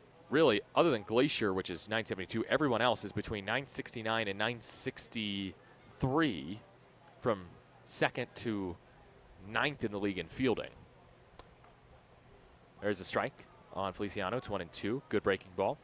And then you look at Grand Junction, .959, Great Falls, .953, and Colorado Springs, .952. Those three have been very poor fielding teams this season, and their records have reflected it. 1-2 drops in just low. Change up at 79. No chase from Feliciano. Cousin of Yadier Molina, who goes by JoJo. Joscar Feliciano is his full name. 2-2 pitch is tagged foul off to the right. Out of play onto the concourse. Count remains even on Feliciano. Bottom of the fourth inning, 6-1 Ballers lead. 2 outs in the frame. Runner at second is Kieber. He got there because of a failed double play attempt. The 2-2 toss. St. Pierre. Oh!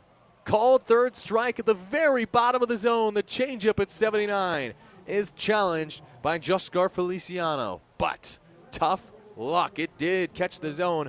Back-to-back Ks for St. Pierre to end the bottom of the fourth inning. One unearned run, I should say, against St. Pierre in the frame as the Vibes leave one error in the frame as well. So it's 1 run, 1 hit, 1 error, and 1 left aboard. Let's go to the top of the fifth inning. It's Oakland 6, Rocky Mountain 1 on 860 AM The Answer.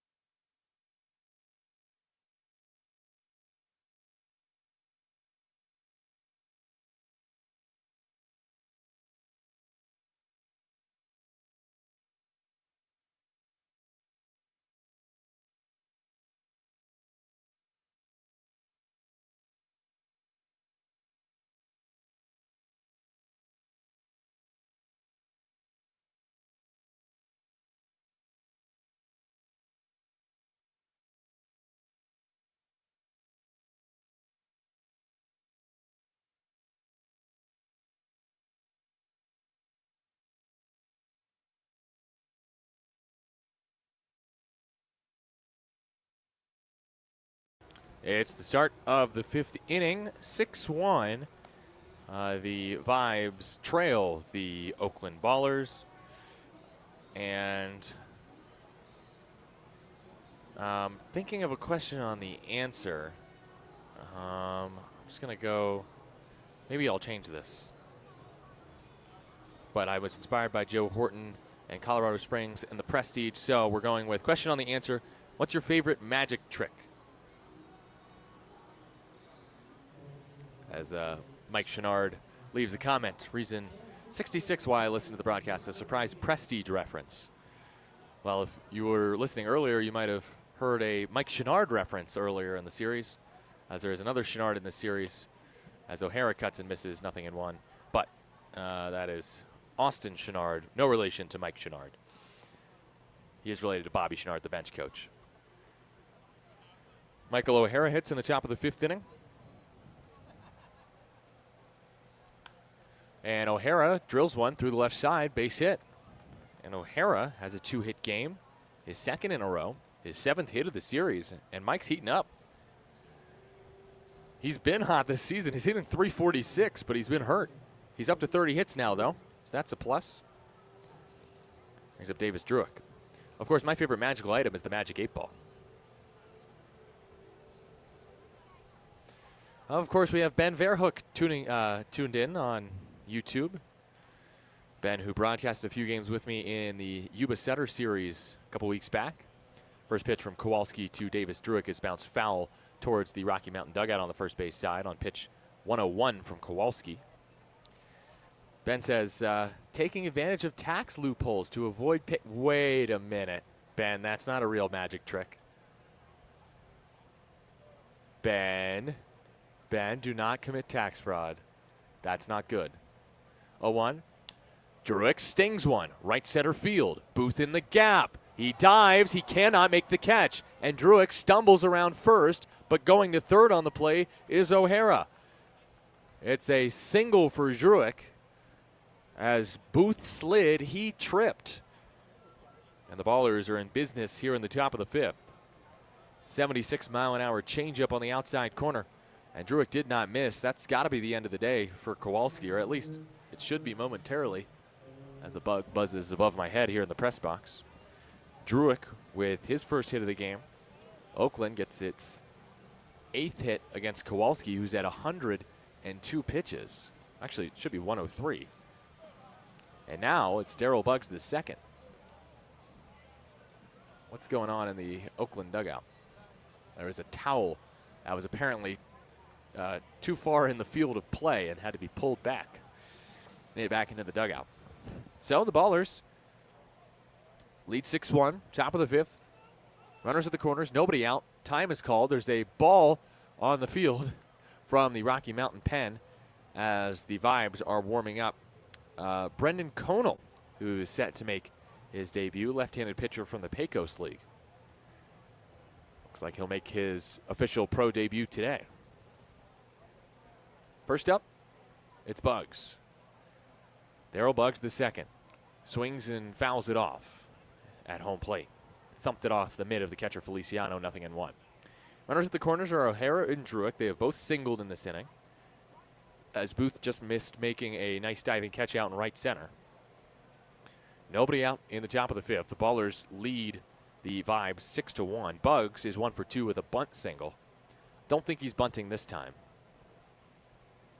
0-1 toss.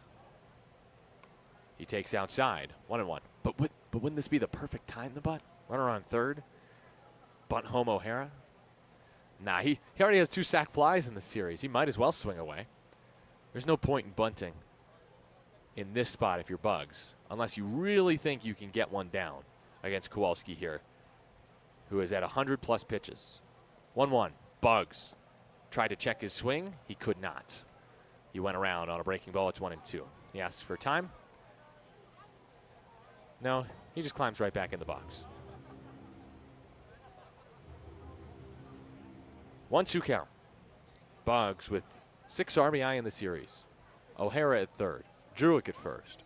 1-2 from Kowalski. And Buggs flies it to center field. Medium deep. Booth is there. Makes the catch. And here comes O'Hara from third. It's a sacrifice fly. The third of the series for Buggs. He didn't have a single sac fly before this series.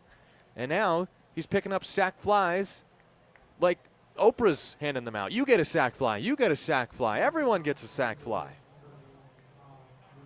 Druick has to stay at first. O'Hara scores on the play. Buggs has had another productive day and has now driven in 7 in the series. Do it, Buggsy. 7-1 lead for the Ballers in the top of the fifth. Here's Trey Cobb. First pitch, low and away, 1-0. Kowalski doing everything in his power to give the Vibes 5 innings. Vibes are extremely short-handed in their pitching staff. They have, I believe, now 12 pitchers on the active roster, but only 11, I think, are available, as that's inside 2-0 because Hunter Bryan got hurt yesterday. Well, realistically speaking, they also have a few starters who are unavailable, like, I don't know, Tom Peltier, like yesterday's starter. Who started? Hunter Belton. Cobb takes a strike outside corner. It's 2-1. And so Rocky Mountain, you look at who's really available out of the pen. Conal, yes. Bryan, no. Scherer, maybe.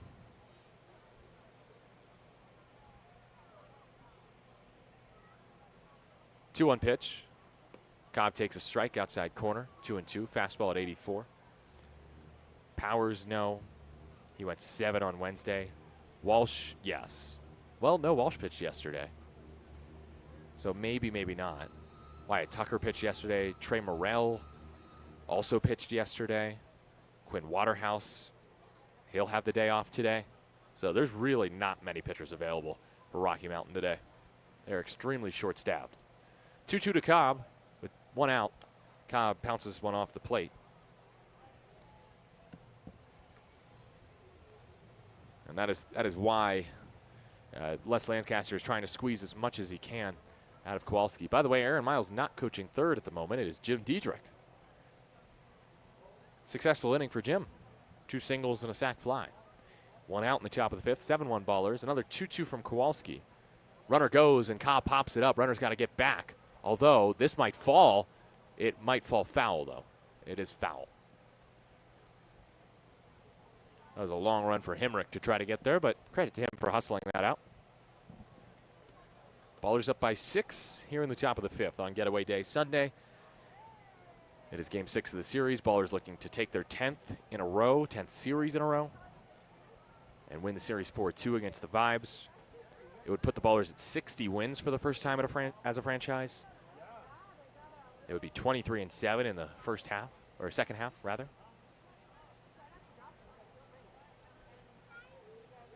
Another 2-2, and Cobb fights it off. That reminds me, it's still time for question on the answer. Favorite magic tricks, let's see. Chop the body in half from Joe Horton. Yeah, always mesmerized and freaked out. That's a good answer. Jeff and Nancy Butts say most tricks by David Blaine. That's an excellent magician. 2-2 is in the dirt, 3-2. Josh says can't beat Houdini in the tank of water. There's a great scene similar to that in The Prestige. Ben chiming in again with magic trick at In and Out. 1 lemon slice, 1 pepper packet, 1 order of fries. Squeeze lemon juice into ketchup cup, add pepper, put over fries, boom, lemon pepper fries. Payoff pitch with 1 out. Druick runs and Cobb fights it off again. Off through the right, out of play. That's a good move, Ben. I do not care for the fries from In-N-Out. They're notoriously bad and soggy. Josh says, magic trick, I am known to turn myself invisible on a night out. Some call it an Irish goodbye at the end of a night out. Clever. Very clever, Josh. 3-2 again. Let's see if Druick runs again. No. Cobb bounces it left side. That's through. What an at-bat from Tremaine Cobb Jr. Kowalski at 115-plus pitches. Has to be done at this point, right? He's given his team everything he has in his tank to try to get through the 5th, but has not been able to do so. Next up is Isai Santos. I'd get it if he was throwing a perfect game and it was the 9th inning. As now it looks like Anthony Ray will come out of his dugout. He is the hitting and outfielders coach. Is he perhaps serving as the acting manager today for the Vibes? I think so. I don't actually see Les Lancaster in the dugout. And we will have a professional debut for a former Alpine Cowboy of the Pecos League here in the top of the 5th inning, as Kowalski is done after 116 pitches. He does not make it through the top of the 5th. We'll give you his final line, or as best we can, and we'll talk about the new pitcher when you return on 860 AM The Answer. It is 7-1 Oakland.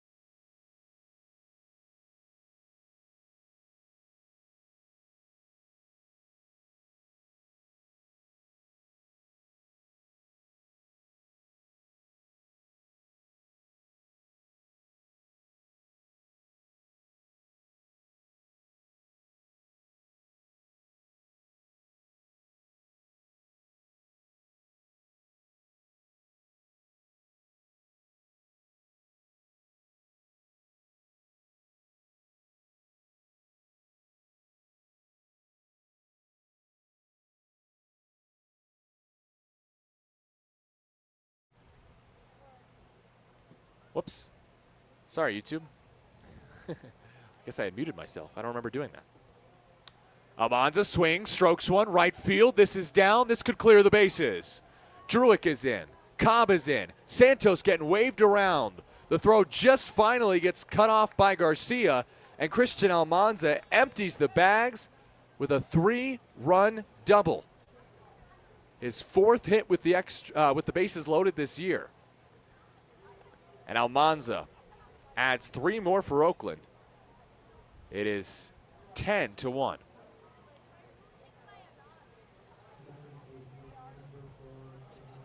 Almanza got a fastball right down the middle and did not miss it. Almanza's now driven in 4 in this game. That brings up Danny Harris. Ballers up by 9, 10-1 here in the top of the 5th. First pitch to Harris. Kicks away from the catcher Feliciano. That's a wild pitch. And jogging down to third is Almanza. This was a pivotal series for the Vibes this season. If they wanted to make a playoff push, they really needed to win this series. And here in Game 6, some of the problems that they've had this season are rearing its ugly head. Not enough offense, just 1 run on 3 hits so far. The pitching has been poor. Kowalski, not a great day, all things considered. Great effort, but Harris slugs one high and deep. Left center field. It is gone. Daniel Harris, the 4th, with a 2-run moonshot to left center field. It's Oakland 12, Vibes 1. Here in the top of the 5th, a 6 spot as Danny rounds the bases at his leisure, gives Jim Diedrich a little sprinkle, and can cruise home with his 12th home run of the season. Danny got that one, a fastball down in the zone, 413 feet to left center, 100 off the bat, and that one had some real hang time.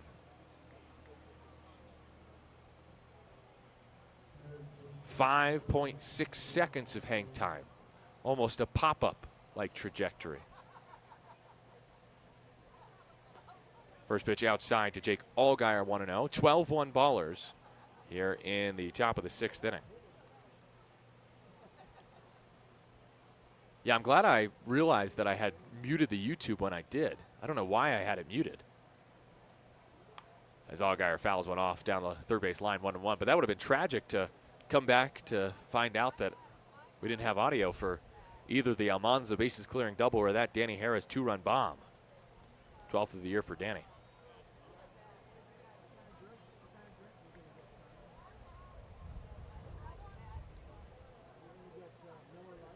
Allgaier line drive over short. That's a base hit. First 4 have reached against Conal in his pro debut. Allgaier with a 2-hit game.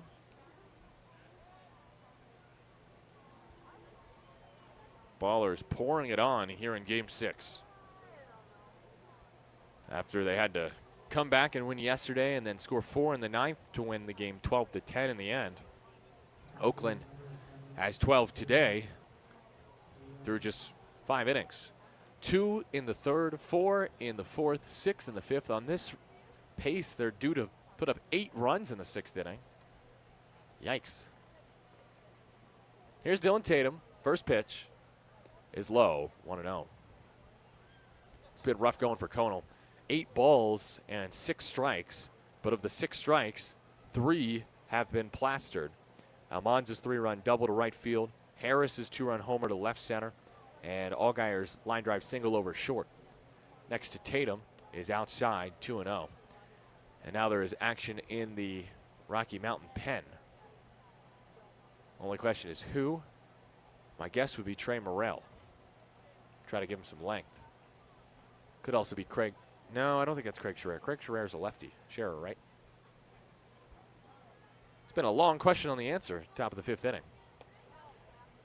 Pitch high to Tatum. My favorite magic trick, as it's 3-0 on Tatum, is how do the ballers keep winning games? I mean, that's a magic trick if I've ever seen one. They're on their way to their 10th straight series win. 3-0. Tatum takes a called strike just on the outside corner, 3-1. You look at Oakland in the second half, they're 23-7. If they win this game today, I'm jumping the gun there. They're 8-2 in their last 10. 12-game win streak ended this series as Tatum flies one to medium deep right. Himrick is there. This should be the first out of the inning. Whoa, Allgaier's way too far off the bag. Has to race back to first. And 9 batters into the inning. Finally a second out. That is out number 2. Let's make sure they have that right on the video board. Alyssa, hello, friend. Alyssa, hello. 2 outs. 2 outs.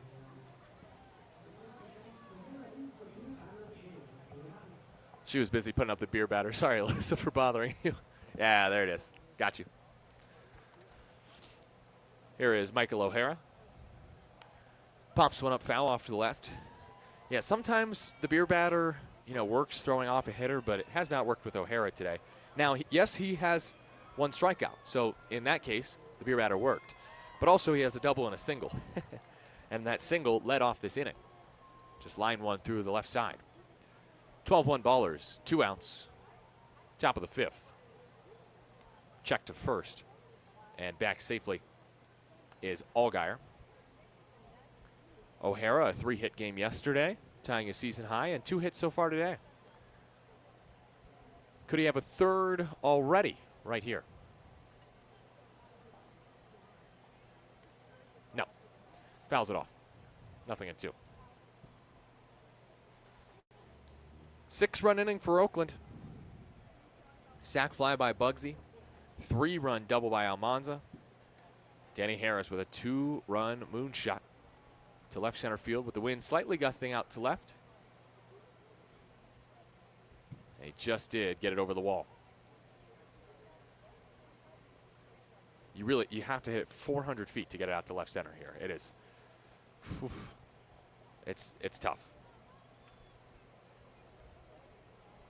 0-2. O'Hara takes outside. That breaking ball was nowhere close from Conal. It looks like he pulled his head. It's 1-2. Ballers have been getting their home runs in the past few games here in Colorado Springs. They did not homer in each of the first 2 games of the series. They have 6 homers since then, with 2 on Friday and 2 on Saturday. Harris here today. 1-2. O'Hara tries to check his swing. Did he foul it off? Yes. Just hit his bat. Well, I'd put the Magic 8 Ball away. Yes, the Rocky Mountain Vibes could come back in this game. However, the Magic 8 Ball might be coming out again for the 4th time in this series. I've never gotten more use out of it. 1-2. Once more. Outside. Breaking ball. O'Hara held up. I'd love to see Conal just get through this inning. His first professional work here in the Pioneer League. He's already given up a 3-run double and a 2-run homer. Only 2 runs to his name. Actually 3. O'Hara takes in, and it's 3-2. But the line is final on Kowalski, who goes 4 1/3, 9 hits, 9 runs, and 7 earned. 5 walks, 6 strikeouts. Forward-looking K's, interestingly enough. Payoff pitch to O'Hara from Conal is bounced to the right side. Garcia over makes the play for out number 3. Ballers Santana to the plate and gets 6 runs here in the top of the 5th inning on 6 hits and 2 big ones. A bases clearing double by Christian Almanza, then a 2-run homer by Danny Harris. Let's go to the bottom of the 5th. We're halfway home here in Colorado Springs, and the Ballers lead the Vibes by a score of 12-1. This is Oakland Baseball on 860 AM, The Answer.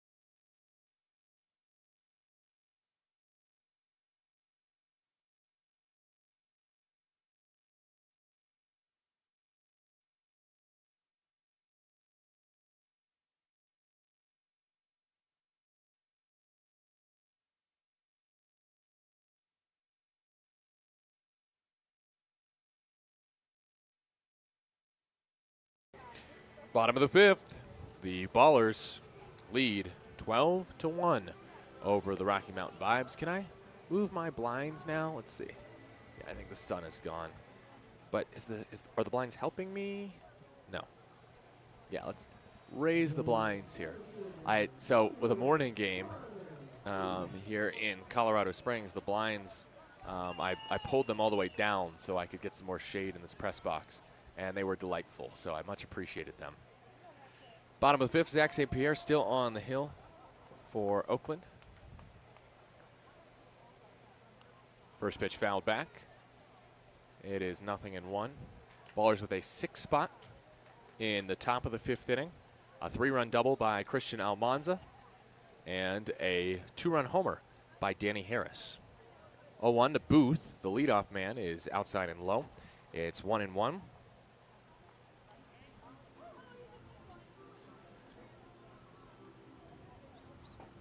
Big shout out again to the St. Pierres, Kiana and Zach St. Pierre, who will be the coaches at Fort Scott coming up, as that's bounced up the middle from Carter Booth for a single. Start this bottom of the fifth inning. Again, St. Pierre, who's been great today, flew in this morning after helping Kiana move to their new place in Kansas, as Kiana St. Pierre will be the new head coach at Fort Scott Community College.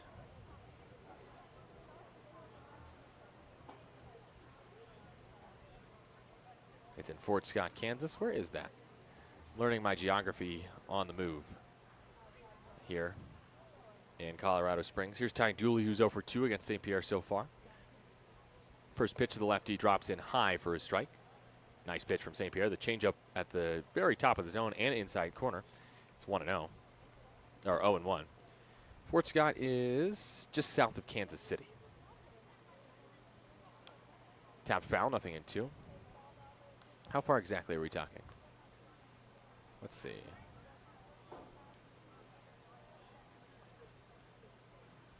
Kansas City, Missouri.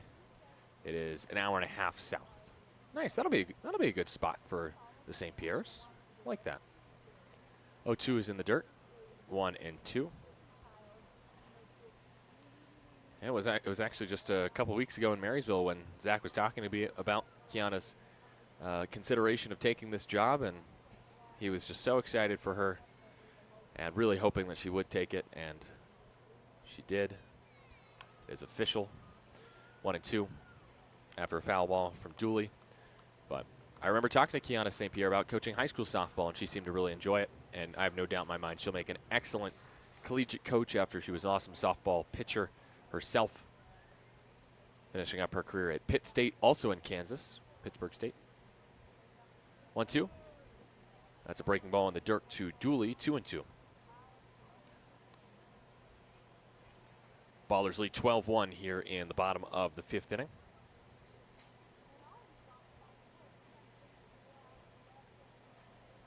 Dooley hits it off the end of the bat. Slow roller to third. Allgaier's throwing the run to first. Oh, yeah. Just in time. One down. Booth to second. Nice play by Allgaier. Cool as you like. Brings up Sam Linscott. One out. Bottom of the fifth inning. Ballers up 12-1 on Rocky Mountain. Linscott is 1 for 2 today against St. Pierre. St. Pierre, the 27-year-old from Allen, Texas. I always love telling the story about how he and Kiana met at Bossier Parish Community College in Louisiana. Both were pitchers, and she played hard to get. First pitch to Linscott is in the dirt, 1-0. Kiana says that Zach noticed me. Before I noticed Zach, all I heard about Zach is that he threw 95. We talked for almost a year before we started dating. Zach was interested first. Zach said I was ready to date from day one. Drove across the country to see her. We weren't dating. Went to go see her during COVID. She still wasn't interested. I said, that's all right. 1-0, inside corner. Good breaking ball, 1-1. And then year 2 at Bossier Parish is when they finally started dating. It took a while to reel her in, but it was worth it, says Zach.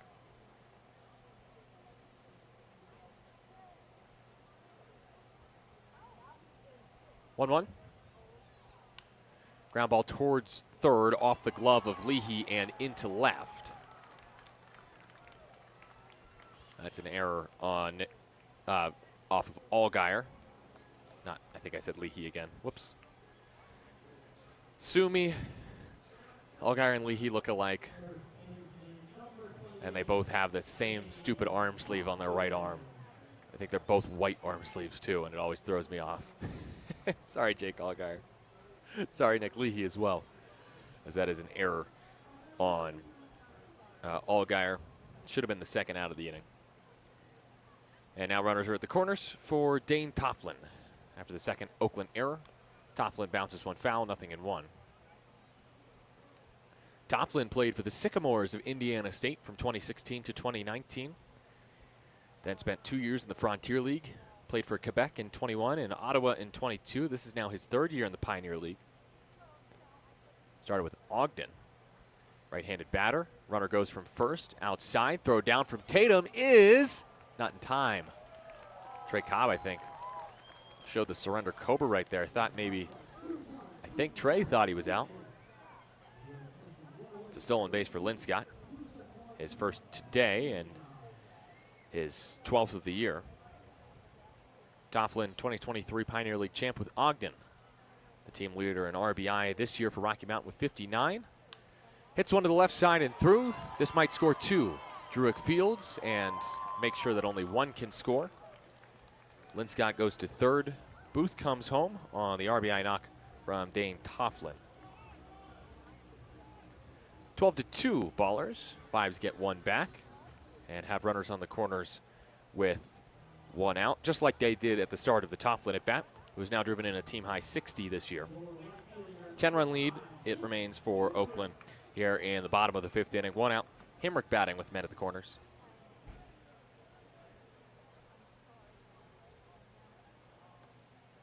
First pitch to Himrick is a ball inside. The changeup just missed.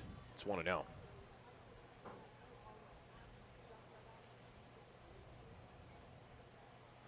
Next to Himrick, and the lefty slashes a line drive over Harris's head and into right center field for a base hit. Around to third goes Tofflin, and the runners just keep replacing themselves on the corners. Back-to-back singles, and now I think that Booth run is earned, but Linscott's run is unearned. Tofflin is at third base. Himrick with the RBI knock, and he has reached in all three plate appearances against St. Pierre. 12-3 Oakland leads in the bottom of the fifth inning. Vibes starting to mount a rally here.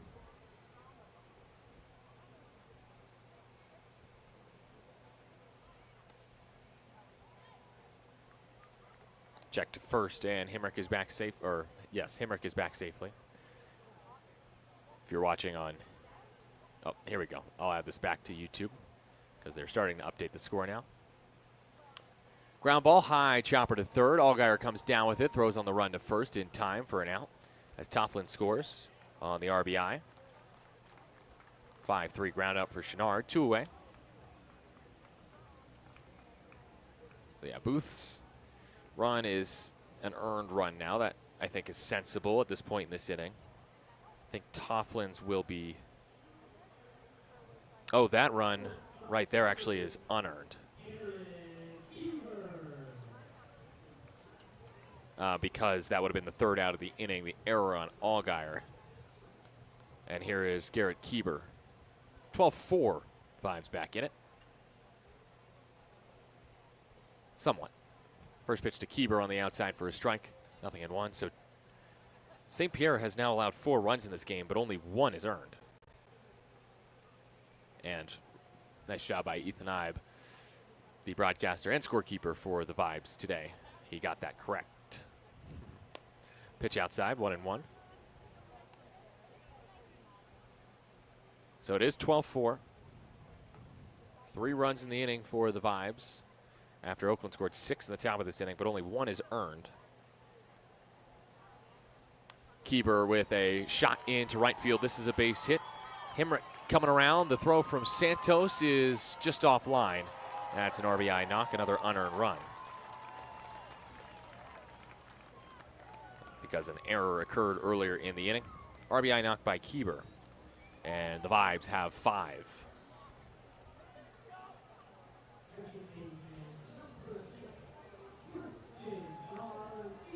Good rally here from the Vibes, as Keeper, with that RBI single, has his 8th hit of the series, 8th of the past 3 games as well. Here's the lefty Tristan Garcia.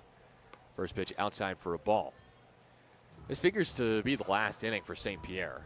Dylan Matsuoka is next out of the pen for Oakland, and St. Pierre has thrown 90 pitches.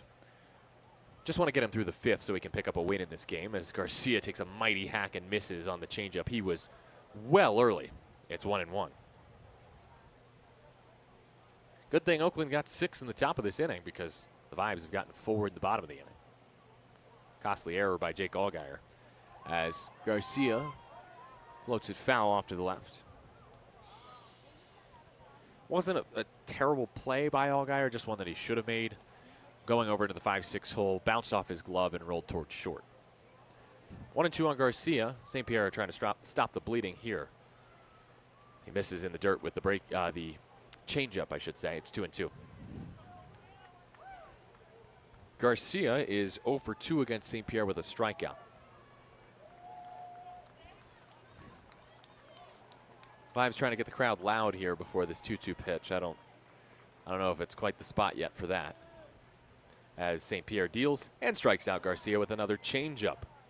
3rd strikeout for St. Pierre. He likely ends his day with that K. 4 runs in the inning for Rocky Mountain on 4 hits, but it was only 1 earned run because there was a costly error by Allgaier in the frame, and the Vibes leave 1. The Ballers still lead 12-5 over Rocky Mountain, heading to the 6th on 860 AM The Answer.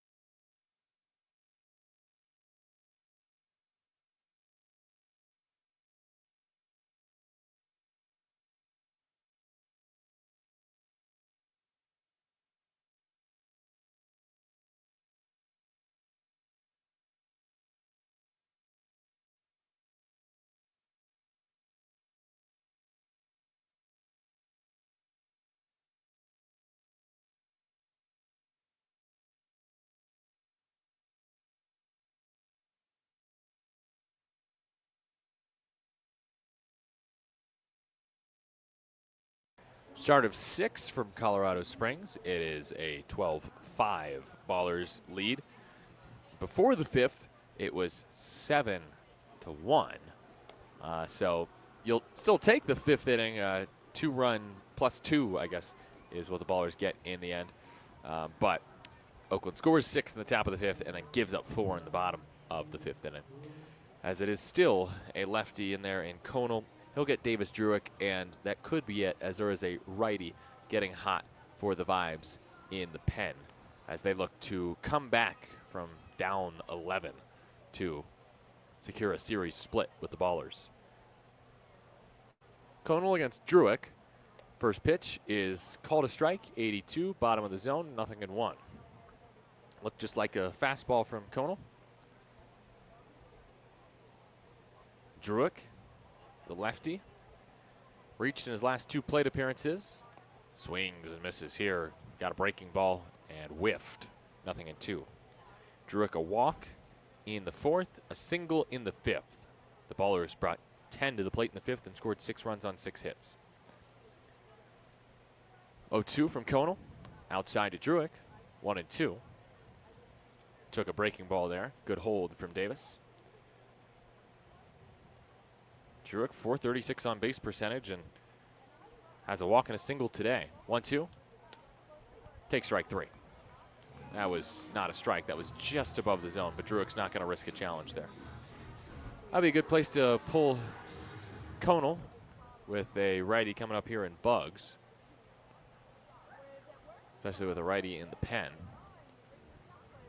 You'd think you'd want to finish Conal's day on a positive note with that strikeout, but it appears they'll at least let him continue against Bugs here in the 6th. And now the corners will start to pinch. Tofflin at first, playing in. Dooley just above the cut. First pitch to Bugs is a breaking ball. Nope, a changeup on the outside corner for strike 1. Bugs in this game.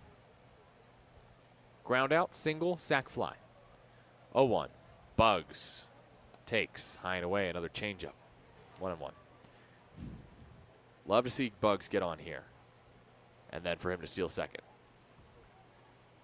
Is that a little selfish of me because I want to call his 30th stolen base and not Tyler Peterson? Yes. Yes, it is. Sorry, TP. 1-0. 1-1 is low. 2-1. I feel like it's always with me being on the road and Tyler, of course, getting the majority of the innings at home. There's always, some rivalry between Tyler and I to see who can get the big calls. 2 on the timer. Pitch to Bugs is popped up left field. Shallow. Linscott in. Keeber out. Keeber wants it. Shortstop makes the grab while running over towards the line and left for out number 2. So unless Bugs gets on in his final at bat today, it's anyone's guess for who's going to get to call Darryl Bugs II's 30th stolen base of the year. Just one stolen base. 2 stolen bases, actually, I should say, in the series. Both came on Tuesday for Bugs. Here's Jermaine Cobb Jr. with 2 outs. Bases empty. Top of the 6th. Pitch outside from Conal. It's 1-0. Changeup missed. So Conal, after getting roughed up a bit to start his professional career in the 5th inning, walk, double, home run, single, has now retired 4 in a row. So he's settling in. 1-0. Cobb shoots it foul to the right side. It's 1-1. That was just past the Rocky Mountain dugout.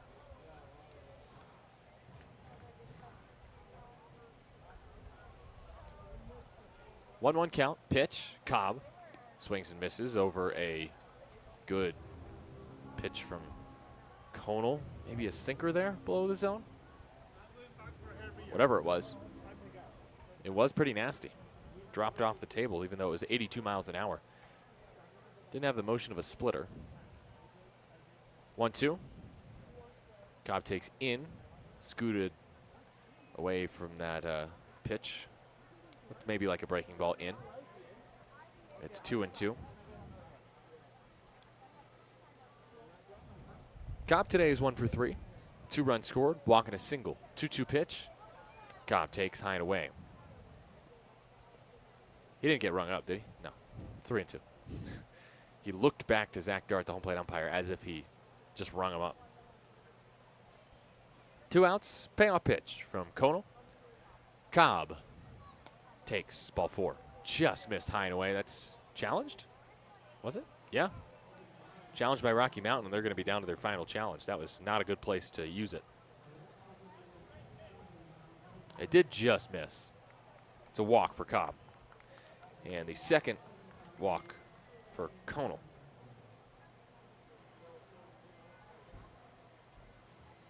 Two out free pass. Allows Conal to face one more batter. Or makes him face one more batter. He doesn't want to face Isai Santos here, but Conal will keep pitching because he's a lefty. And so is Santos. Walked him, though, last time. Santos takes low and away, 1-0. The 2 walks are to Cobb, who's on first, and Santos, who's at the plate. Conal brushes some dirt away off the front of the mound and then some from just in front of the bump. 1-0 toss. Conal comes home. Santos takes low. Fastball at 82 south of the zone. Ballers lead 12-5. 2 outs, top of the 6th inning.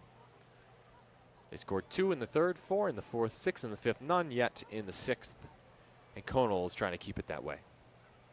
Santos has reached 3 times today. A fly out, a single, 2 walks. 2-0. Santos takes high and tight. Nowhere close. It's 3-0. Conal's thrown 42 pitches, and 23 of them have been balls, 19 strikes. And yet, somehow, only 2 walks. Ballers have been free swinging, as they should be, up by 7. 3-0. Santos with a red light takes ball 4 off the plate at 80. Back-to-back free passes for Conal. Put 2 aboard with 2 out for Christian Almanza, who hit a 3-run double off him last time. And now Rocky Mountain will get the pen going one more time. Seeing that Conal is running out of juice here at 43 pitches, 24 balls, 19 walks. And Almanza, a lefty up. They're not going to let Conal face Harris again. Harris homered off of Conal. But Almanza struck a double to deep right field with the bases loaded off of Conal. So, pick your poison. Cobb at second, Santos at first. First pitch to Christian Almanza. Last time was attacked. This time, taken for ball 1. Inside, breaking ball just missed into Almanza. Juscar Feliciano might be a bit frustrated that wasn't called a strike, but it was off the plate. Almanza with 4 RBI over his past 2 at-bats. 1-0. Almanza swings early at a changeup and misses 1-1. Almanza, Thursday, had his 5th game with 5 or more RBI of the season. A 5 RBI game on Thursday against Rocky Mountain. He's driven in 10 runs in the series with 3 doubles and a homer. And the 1-1 toss, Almanza takes in, did not swing. It's 3-1. It's 2-1. My apologies. Almanza climbs back in from the left side. The franchise leader in RBI, up to 86 in his rookie campaign. 2-1 toss next from Conal. The lefty delivers to the lefty Almanza, who swings and ropes one into right field, hooking foul. It's off the back fence of the Rocky Mountain pen, and it's 2-2. That line drive not hit all that hard, but looked like it might fall down the line for extra bases for Almanza. Could have been his 2nd extra base hit of the day in his, last 2 innings. His 3-run double came last frame against Conal in the 5th. Here in the 6th, with 2 outs, the Ballers lead 12-5. 2 aboard for Almanza. Conal looks home, comes home, and Almanza, whoa, just gets a piece. Good pitch, breaking ball outside. And it was way off the plate. It was ball 3. Almanza chased it, but he lifted it out of play off to the left. He's up to 21 RBI against this Rocky Mountain team this season. On 2-2, Almanza taps it slowly to the right side. Tough play. Can the pitcher get there in time? No, the ball is dropped, and Almanza's safe. Cobb scores. Santos to third. That should be an error, I think. Yep. It is an error. Almanza reaches on the error. Now, who is the error? I guess the error is on Conal because he dropped it. It allows Almanza to reach. It allows Cobb to score. And Santos goes to third. It might be ruled. No, it's just an error. Brings up Daniel Harris the fourth, and now a pitching change. Conal is done. He will not face Daniel Harris the fourth again after Danny homered off of him last time. That's a tough way to see Conal's day come to an end, but all the same, it does end here in the 6th, with the Ballers up 13-5 on Rocky Mountain. We'll tell you about the new pitcher for the Vibes when you return on 860 AM The Answer.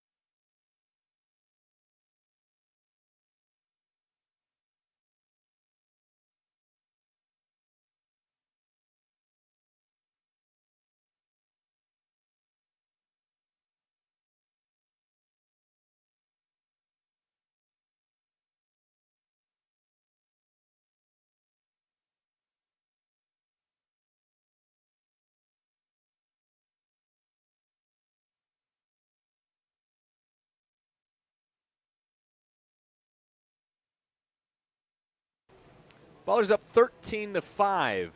The start of the 6th inning. I'm Nevada Cullen. Vince in our 860 AM The Answer studios. And there's a new pitcher.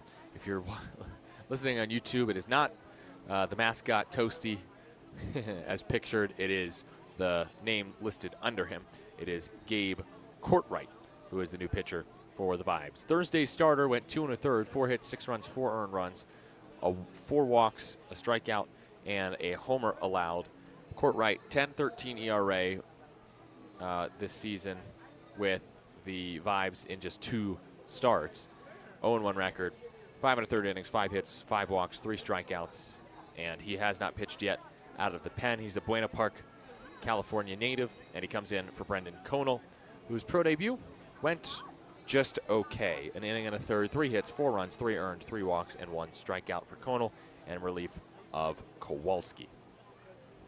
Courtwright is a righty, 23 years old, 6'2", 210, and Danny Harris, who homered off of Conal last inning, will not get to face Conal again. Instead, it's Courtwright. Flashback to Thursday. Courtwright got the start, gave up a Cam Buford 2-run bomb. Danny had 2 hits against Courtwright, a single and an opposite field double. And so, I don't think Danny minds facing him one more time.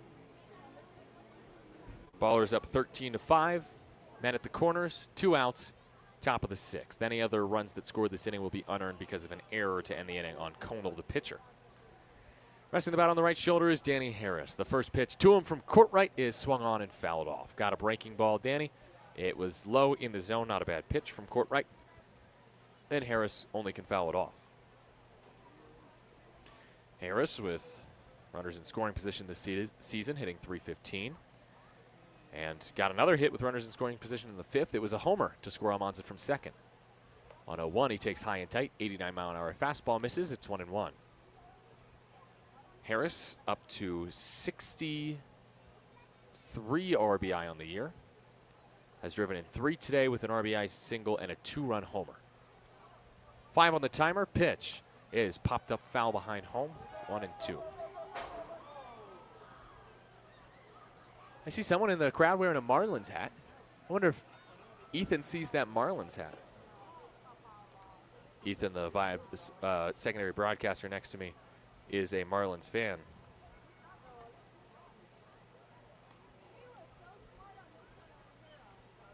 One-two from Courtwright to Harris is shot deep to right field. Himrick at the track makes the catch for out number 3.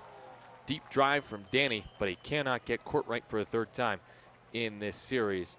Himrick makes the catch to end the inning. One more run for Oakland on no hits in the inning as they leave 2. An error brings in Cobb, as Almanza does not have another RBI, but has driven in with that error factored in 5 runs today, but 4 RBI on the day. As we head to the bottom of the 6th, it is Oakland 13, Rocky Mountain 5 on 860 AM The Answer.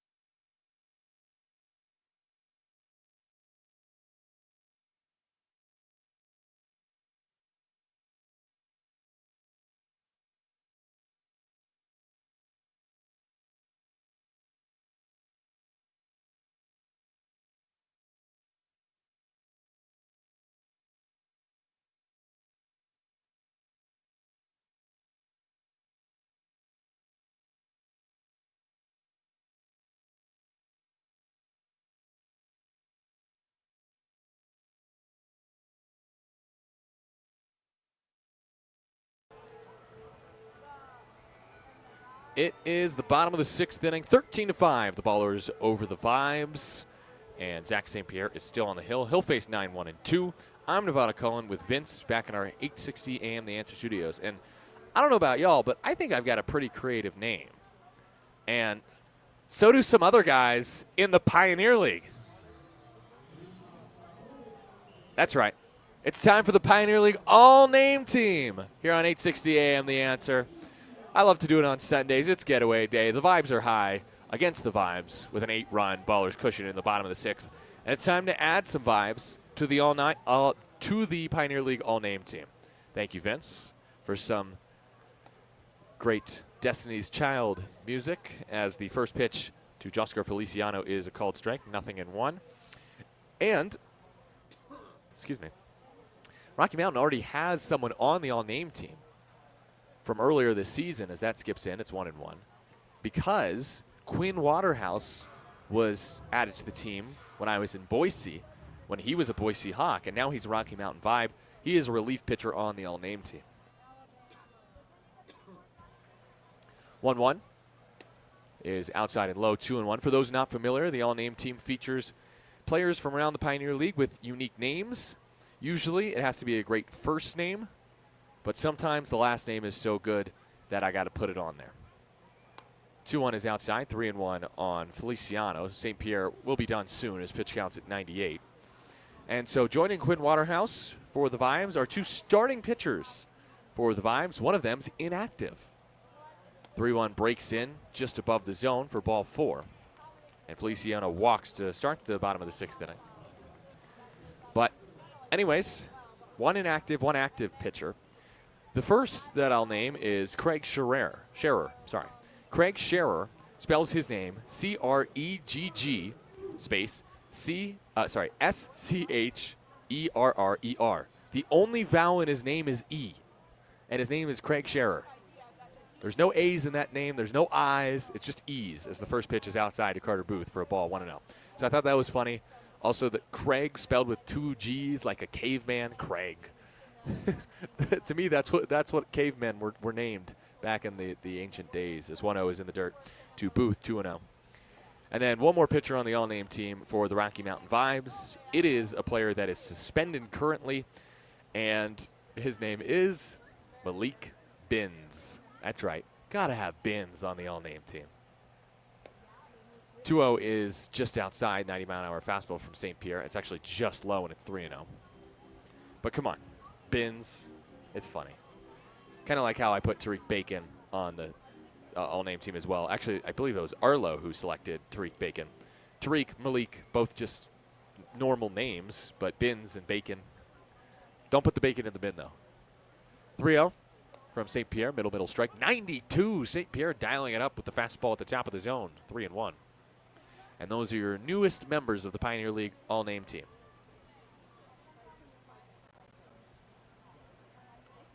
Pitch outside, though, skips into Booth. That's back-to-back walks to start the bottom of the 6th, and that might be it for Zach St. Pierre. Dylan Matsuoka freshening in the pen. People are talking about Toasty in this chat, about how Toasty might need to start warming up. Could Toasty be the mascot for the all-name team? I don't know. Scrappy. Scrappy's pretty good, too. I'll have to think about that.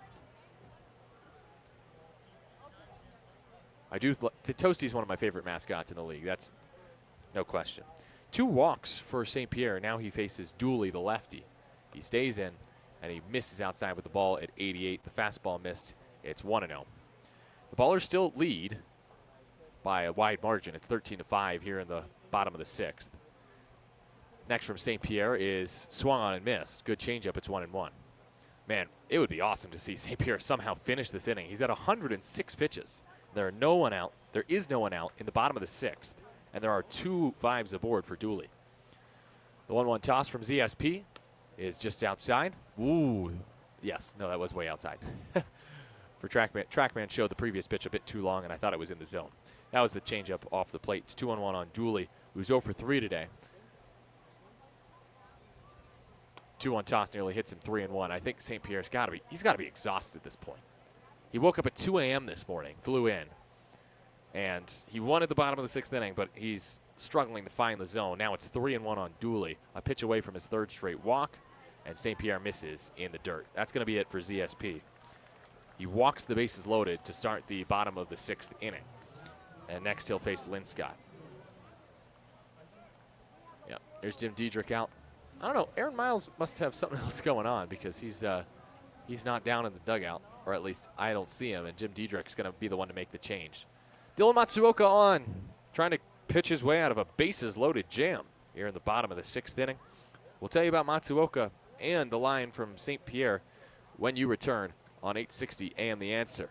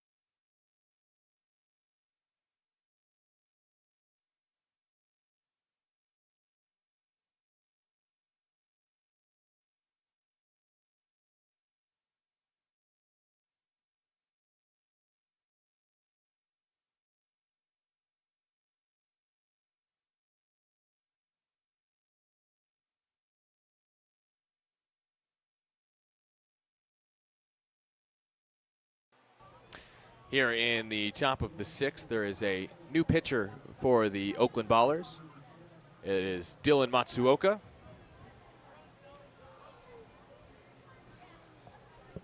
Here in the top of the 6th, replacing Zach St. Pierre. Really appreciate the press box staff, PA announcer and Alyssa, who's the scoreboard announcer, were just asking me to make sure they got Dylan's pronunciation right. Here in the, bottom of the 6th inning. I looked at the wrong side of my scorecard. Yes, it is Matsuoka on the mound for Oakland. Wednesday against Rocky Mountain gave up a 3-run homer to Kellum Clark in the 6th inning, who's not in the lineup today. An inning and a third, 4 hits, 4 runs, all earned, and a homer against Matsuoka. The righty coming out of the pen again for the 9th time this year. He's now made as many appearances out of the pen as he has starts. 6.88 ERA, 5-1 record, 52 1/3 innings, 66 hits, 27 walks, and 41 strikeouts for the righty, Matsuoka. He faces Sam Linscott after Zach St. Pierre leaves the bases loaded in the top of the 6th. We'll give you more on Zach's line as this inning goes on. Linscott, 1 for 3 today, reached on an error last time. Time is called, pitch clock expires. And it's a pitch timer violation and a ball from Matsuoka.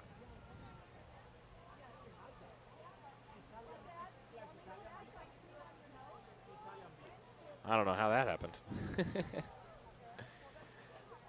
Well, good start to the at-bat for Linscott. Single in the 3rd to extend his hit streak to 6, and the righty takes a strike. 87 miles an hour, right on the inside corner. Good pitch from Matsuoka. Strike 1. Looked like a fastball there, just clipped the edge. St. Pierre goes 5, but walks 6, including all 3 of the runners, Feliciano, Booth, and Dooley. 13-5, Ballers lead. Nobody out, bottom of the 6th, and that's fouled back to the screen. 1-2 on Linscott. Good slider up in the zone from Matsuoka, and Linscott only fouls it back. St. Pierre, 5 innings, 7 hits, 5 runs, only 1 earned run thus far. 6 walks, 3 strikeouts. He is, of course, responsible for the runners on. Matsuoka hoping that he could help St. Pierre to keep his line as is. 1-2 for Matsuoka to Linscott. Is lined into right field. This is extra bases, probably. No, Santos got to it quickly. Linscott's trying for second, though. Harris's throw to second is, oh, it's in time. No! He slid past the bag, but Cobb couldn't keep the tag on. Davis Druick is running in to say, hey, did he not slide past the bag? Druick pointing it out. And the umpires say no. It's a 2-run double for Linscott. And those will be 2 more runs on the line of St. Pierre as the Vibes comeback attempt continues. Oakland scored 6 in the top of the 5th. Rocky Mountain scored 6 since then, and they trail by just 6.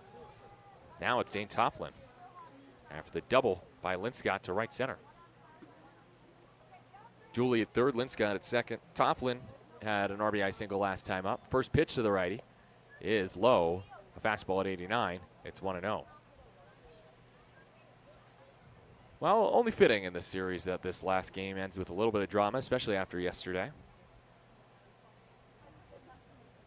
Might just avoid the Magic 8-ball 8th. Tofflin takes low, 2-0. I was liking the sound of the Magic 8-ball 8th when it was 12-1 early in this game after 4.5 innings of action, but Rocky Mountain has scored 6 of the last 7 runs in this game, and they're within 6. 2-0 pitch from Matsuoka to Tofflin.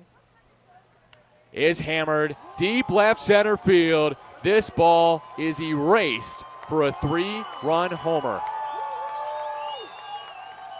Tofflin tees off a Matsuoka hanging slider and brings Rocky Mountain within 3 with 1 swing. A 4 RBI game for Tofflin, 439 feet to left center, 106 off the bat. So Zach St. Pierre's line is unfortunately closed with 4 earned runs, 8 total runs allowed. St. Pierre, of course, still eligible for the win in this game, but Rocky Mountain's right back in it. Matsuoka gives up a double and a home run. Misses low and inside to Hemrick. It's 1-0. This game has been a doozy. Hemrick grounds one softly towards third. Allgaier picks it up, fires across for out number 1. It's hard to really blame Matsuoka. Unfortunately for Zach St. Pierre, it was 3 walks to start this inning that have made his line look a lot worse than he really pitched. Feels like the Vibes should not have 10 runs in this game, but they have made the Ballers pay for a 5th inning error. They got 3 unearned runs in that inning, and then 3 walks in this inning. First pitch to Austin Chenard is a strike, 0-1. All to think we started this inning with the Pioneer League All-Name team. Might have to scrap the segment altogether. Just kidding, I would never do that. 0-1 from the righty Matsuoka to the righty Chenard is fouled off to the right side. Watch out. That bounce off the Dippin' Dots stand? I think it did. It's 0-2 on Chenard. Ballers up 13-10 in the bottom of the 6th inning. 1 out, bases empty, and the Vibes they're fighting back. 5 runs in this inning, 4 last inning. 0-2 from Matsuoka is high for ball 1. 92, but too tall. Chenard, 5-game hit streak, 4 hits yesterday, none yet today, but did have a productive at-bat in the last 2 at-bats, a walk and a RBI ground out. 1-2 from Dillon. Low from Matsuoka. 93, low and in. Chenard has hit very well against Oakland this season. 366 average, 15 for 41 with 7 RBI, 4 doubles, including 1 yesterday, 2 in this series. 2-2 pitch from Matsuoka is in the dirt. Slider, no chase from Chenard, and the count is full. James Collier is getting loose in the pen for Oakland.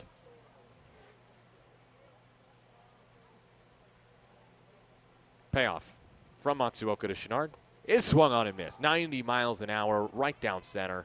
Middle in pitch blown by Chenard. That's a nice one for Matsuoka for his first strikeout. It's definitely been one of his worst outings this year, Matsuoka. Giving up a double and a 3-run homer right off the bat. But I will say, if he still escapes this inning with a 3-run Ballers lead, it could be no harm, no foul, depending on how this game goes, of course. Pitch low, called a strike. Slider just really missed the bottom of the zone, but called a strike by Zach Dart. 0-1 on Keeper.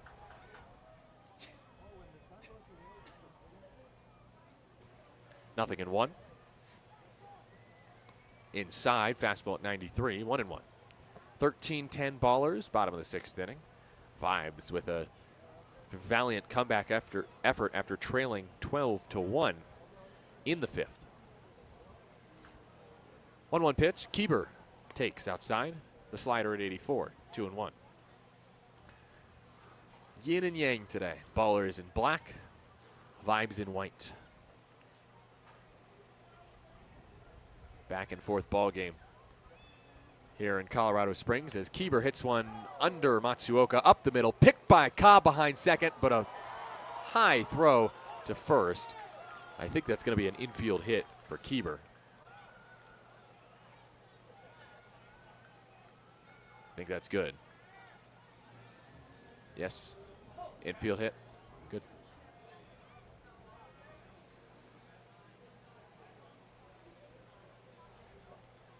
The throw was bad from Cobb. He had the time to get it there, the throw on the run. And Keeper looks hurt.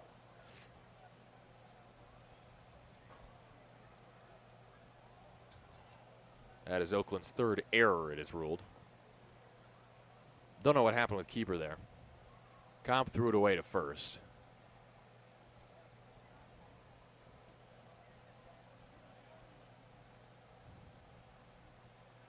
Keeper being attended to by the athletic trainer. Not sure what happened on his way to first base. Might have pulled something. Wants to stay in the game, of course. Still talking with the athletic trainer as well as Bobby Chenard, the assistant coach.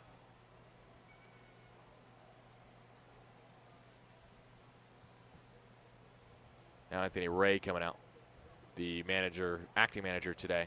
I think they're gonna have to pull Keeber here, unfortunately, after reaching on an error. And who will they roll with? He's the shortstop. Dooley will likely play short. Gary Laura Gonzalez is probably going to have to come in if Kellum Clark's not available.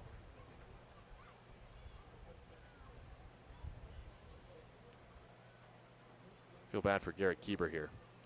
Dylan Matsuoka is going to throw some warm-up pitches.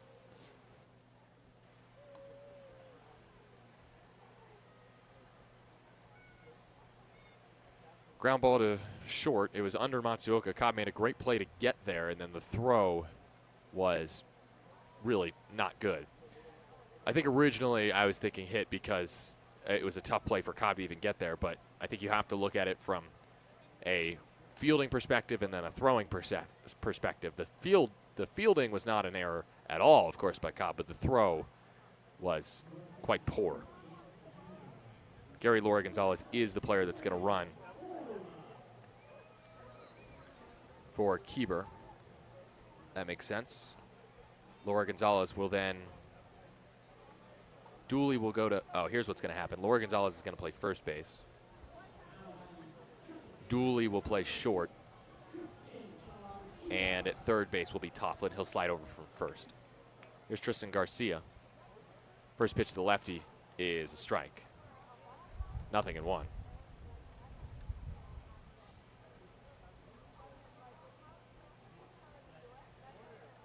Next one to Garcia.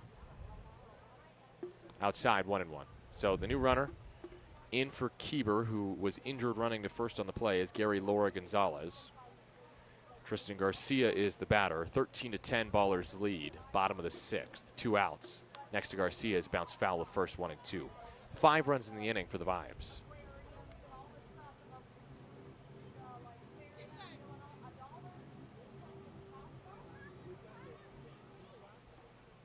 One and 2.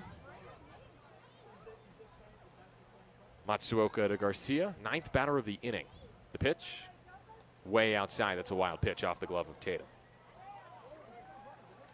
To second goes Laura Gonzalez. That was a fastball at 94, and it just was not a good pitch.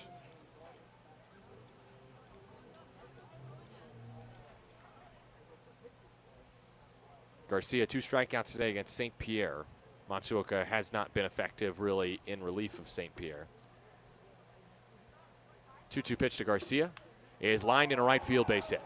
Laura Gonzalez will stop at third base, though, as Santos gets it in quickly.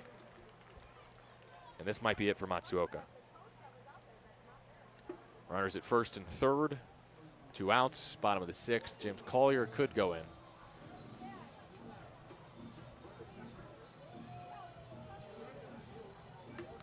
And we'll see Joscar Feliciano bat for a second time this inning. And now Jim Diedrich is out, again acting as manager for the Ballers today, with Aaron Miles nowhere to be seen. And it is time for James Collier to come in. Matsuoka, not his best today in relief. He gives way to James Collier. We'll give you Collier line this season, as well as Matsuoka's from today, when you return on 860 AM The Answer.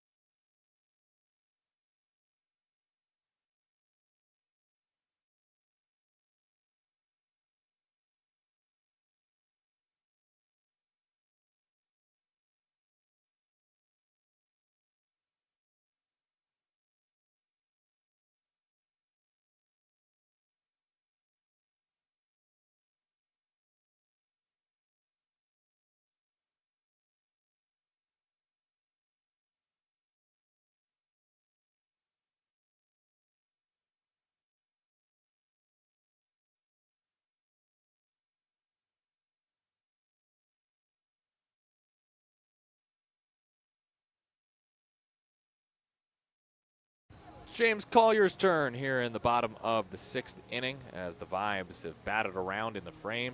Runners at first and third with 2 outs. Collier on for Dylan Matsuoka. It's the 3rd different pitcher of the inning for Oakland as this inning has dragged on. Zach St. Pierre walked the first 3, and then Matsuoka came in, gave up a 2-run double, a 3-run homer, and when it's all said and done, Matsuoka 2/3 of an inning, 2 hits, 2 earned runs, no walks, and 1 strikeout, and leaves the runners aboard Gary Laura Gonzalez at 3rd and Garcia at first base. Collier on for the bottom of the 6th to get the final out and probably pitch the 7th as well. Collier is making his 29th appearance, a 4.24 ERA for the righty, 3-0 record, 2 saves, 34 innings, 33 hits, 16 earned runs, 14 walks, 43 strikeouts. Collier Friday, 5 earned runs over an inning. Really should have been 4, but had a scoring discrepancy.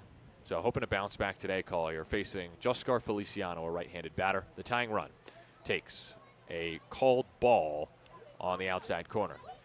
Should have been a strike. It's 1-0. Collier, the righty, facing Rocky Mountain for the 7th time this year. Facing Feliciano here with runners at the corners and 2 outs, 13-10, Ballers lead. And he throws a wild pitch. That's past the glove of Tatum, and a run scores. That's an unearned run as Laura Gonzalez touches home because he had reached on an error by Cobb.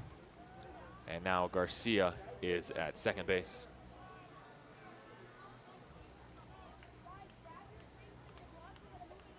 So wild pitch scores a run, puts Garcia at second. 2 outs in the inning, 13-11 Rocky Mountain. Each team now has a 6-run inning and a 4-run inning in this game. The difference is Oakland has a 2-run third. But this has been one of the sloppier games this season for Oakland. And even if they win this, this is probably a game they'd like to forget, in which they led 12-1 and now lead by just 2 in the bottom of the 6th. 2-0 from Collier to Joscar Feliciano is a called strike. 90 miles an hour, high outside corner, 2-1. Feliciano today 0 for 2 with a walk and a run scored. Runner at second is Garcia. 13-11, Ballers lead the Vibes. Bottom of the 6th inning, already 6 runs in for the Vibes this frame. 2-1 in this righty-righty battle. Collier kicks and fires and misses high with 89. It's 3-1. Again, should be 2-2 with 1 missed call from Zach Dart, the home plate umpire. Hitters count for Feliciano. He wants to bring the Vibes within 1. The first base is open, but you don't want to bring the go-ahead run to the plate in the 6th. 3-1.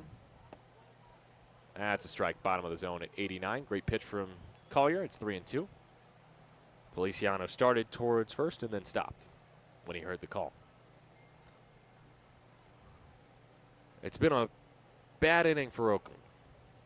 Collier's payoff pitch with 2 outs misses inside.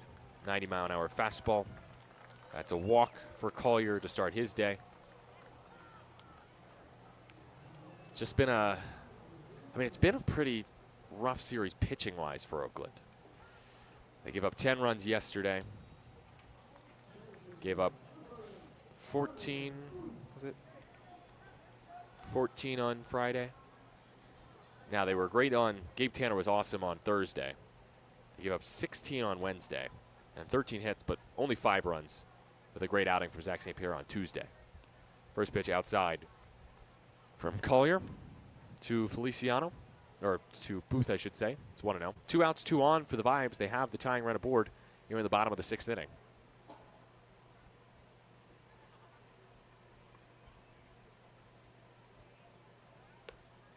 Next pitch misses high, 88, north of the zone, 2-0.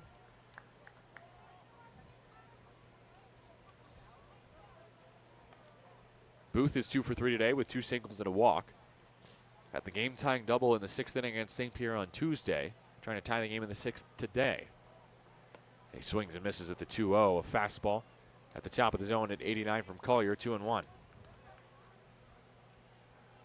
13-11, Ballers lead in the bottom of the 6th inning. This is the 11th batter of the inning.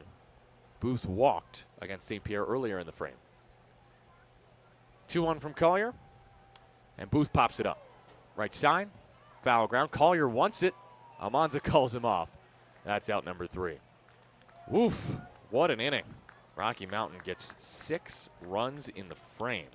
It was, I believe, 5 earned runs, and they do it on 1, 2, 3 hits. That's all. They had a handful of walks, 4 to be exact. They send 11 to the plate, and they end up leaving the tying run aboard. It's 13-11. Ballers lead the Vibes heading to the 7th on 860 AM The Answer.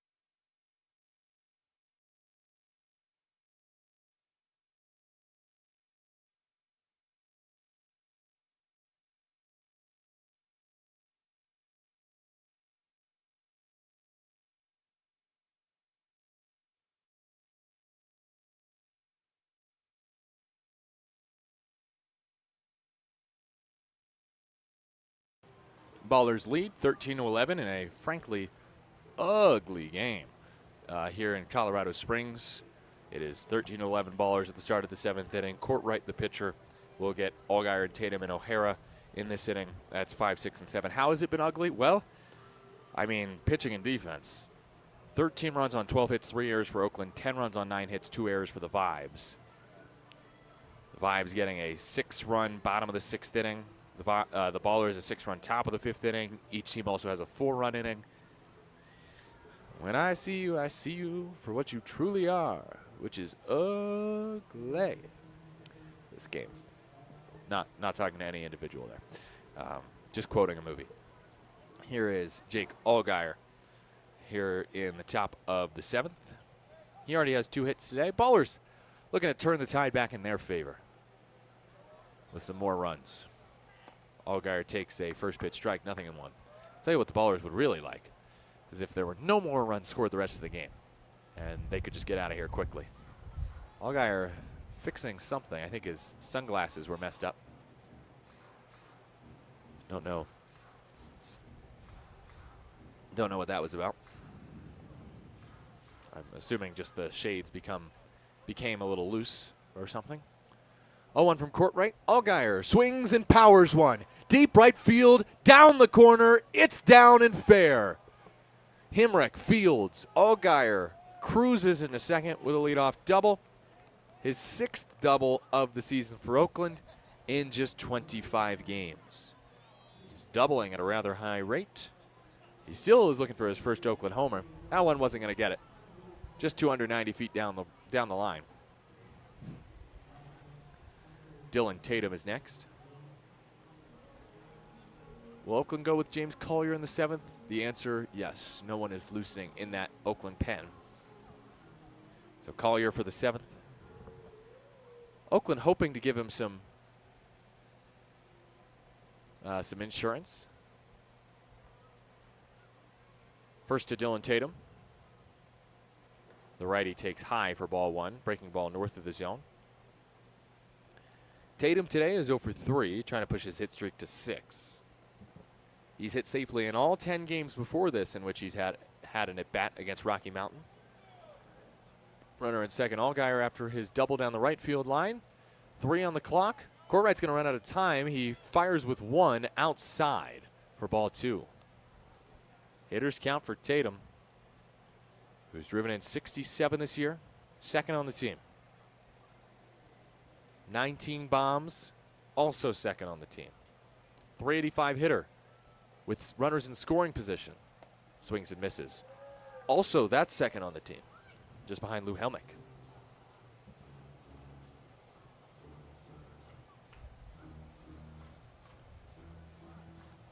Runner at second is Allgaier. Nobody out. Top of the 7th. Ballers hoping to respond offensively after a 6-run inning for the Vibes in the bottom of the 6th. They still lead by 2. It's 13-11 Oakland. There we go.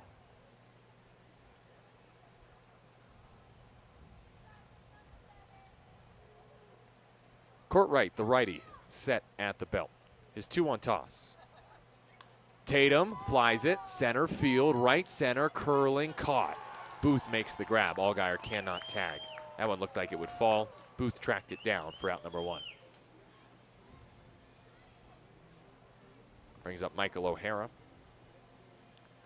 Again, the Ballers faced Courtwright just the other day. It was Thursday when he got the start. O'Hara did not feature in that game until late. He doubled, but it was not against this righty in Courtwright. So O'Hara getting his first at bat against Courtwright of the series. And O'Hara is 2 for 4 with a double today, after 3 hits yesterday. First pitch in, 87-mile-an-hour fastball, 1-0. O'Hara, left-handed hitter, has missed a load of time this season.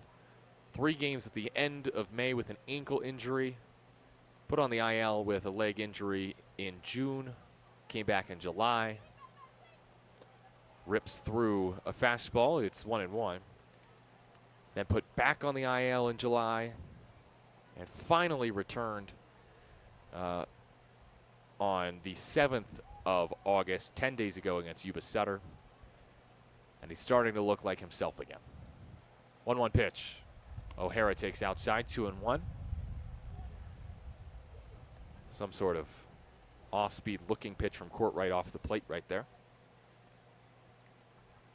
Runner at second is Allgaier with 1 out. Ballers up 2 in the top of the 7th. Courtwright settles at the belt, looks at O'Hara, fires his way, and O'Hara strokes one down the right field line, but foul. Hooked it just into that Rocky Mountain pen, which has, I mean, it's been target practice for the Ballers in this series. They've been looping line drive after line drive into that Rocky Mountain pen down the right field line. 2-2 count. Allgaier has his lead at second. O'Hara rests the bat on the left shoulder. Courtwright comes home. O'Hara pokes it slowly to short. Backhand dually. Throw goes to third, and Allgaier's toast. Tried to swim around the tag. O'Hara reaches on the fielder's choice. 6-5 goes the put out, and there is 2 away. I was slowly hit. I'm honestly surprised Allgaier was thrown out. Took a good throw from Dooley right there to do so. Brings up Davis Druick. 2 outs, space is empty. Or runner at first, I should say, is O'Hara. O'Hara does have 1 stolen base on the year. Could be a spot to try his second.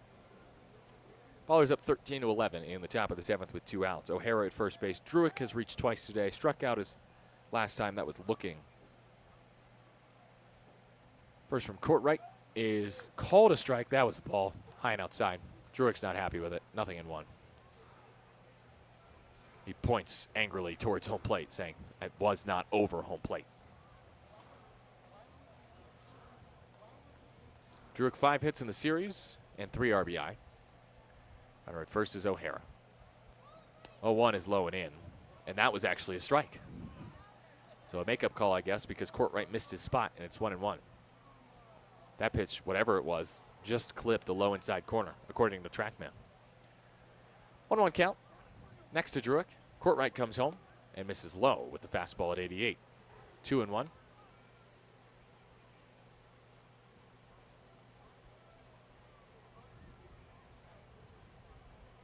Druick hitting .300 this year, has driven in 55.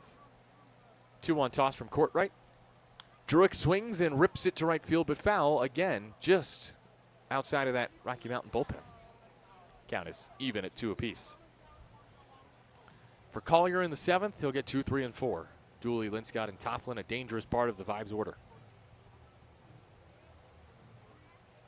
We are now past 3 hours of game time, and it's not yet stretch time.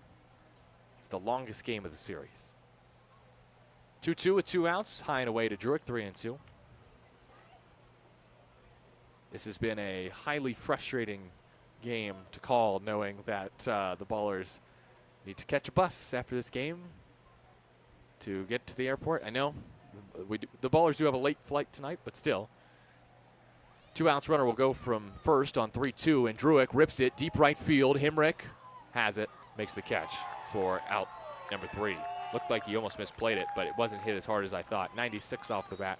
That was hard hit, but only 332 feet.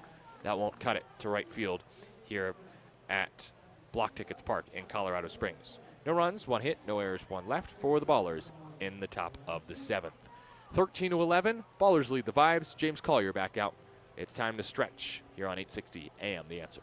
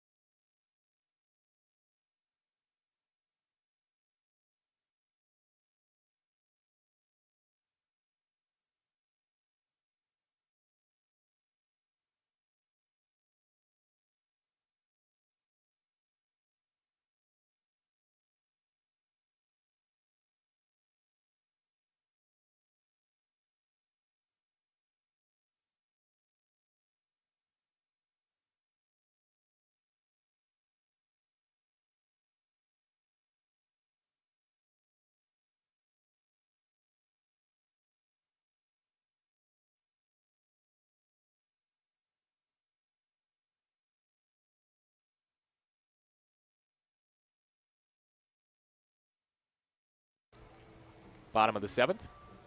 James Collier ended the bottom of the 6th with a pop out of Carter Booth. And he's back out for the bottom of the 7th. Trying to give the Ballers maybe a little bit of length out of the pen after they only got 2/3 of an inning from Matsuoka when he was probably, I don't even know. I'm sure he would have ideally pitched more than 1 inning, Matsuoka, after he was a starter earlier in the year, but just did not have it in the 5th, or the 6th, I should say. So here in the 7th, it's Ty Dooley, the lefty, who takes a first pitch strike from Collier. 0-1. Dooley 0 for 3 for a walk today, with the walk. Lefty facing a righty in Collier. 0-1. Soft ground ball to third, picked up by Allgaier on a couple hops, and spikes his throw to first, but Almanza picks it out. 1 away. Bottom of the 7th, score here, 13-11. Ballers lead the Vibes. Let's look at scores from around the Pioneer League today. Bottom of the 6th in Billings, Glacier leads 5-2. Both of those teams kind of on the outside looking in, but ready to strike if anyone slips up in the playoff race. Such as Ogden, who is in the playoff race, but losing to Grand Junction in Grand Junction 8-3 today in the bottom of the 4th. Also, Idaho Falls in the playoff race. Pitch high and tight to Linscott. Made him duck. 1-0. Idaho Falls, like Ogden, one of the favorites. Those two are the favorites right now, Ogden and Idaho Falls. They basically have it in their hands at this point, it seems. If they play well, they can make the playoffs.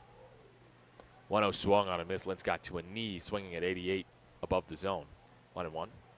But Idaho Falls is losing to the Great Falls Voyagers in the bottom of the third. It is 8-2. Voyagers. Time called by Linscott before the 1-1 pitch. Yuba Center does not play until 6 pack time tonight. That is the case because of the warm weather this time of year in Marysville. 1-1 to Linscott. Is hammered to left field and deep.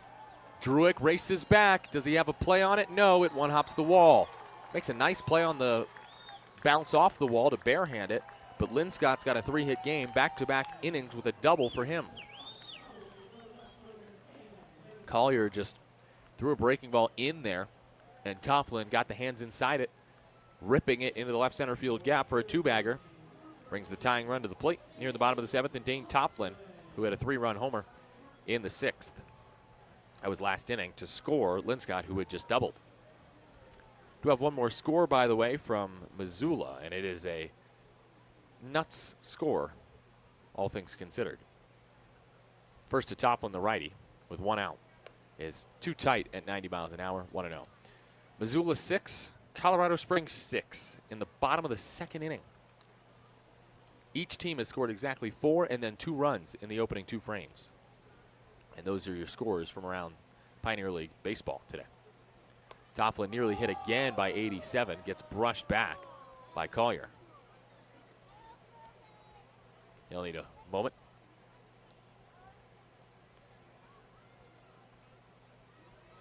(13-1) lead for the Ballers. Pitch clock is reset before the 2-0 pitch.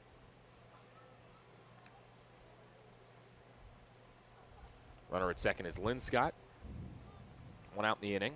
2-0 to Tofflin is low and away. First base is open, and it looks like Collier would rather deal with Hemrick than Tofflin. Tofflin, who hit a 3-run homer in the 6th and has driven in 4 today. 9 RBI on the series. 16 RBI this season against Oakland for Tofflin. And the 3-0. Called a strike. 89-mile-an-hour fastball right down center. 3-1.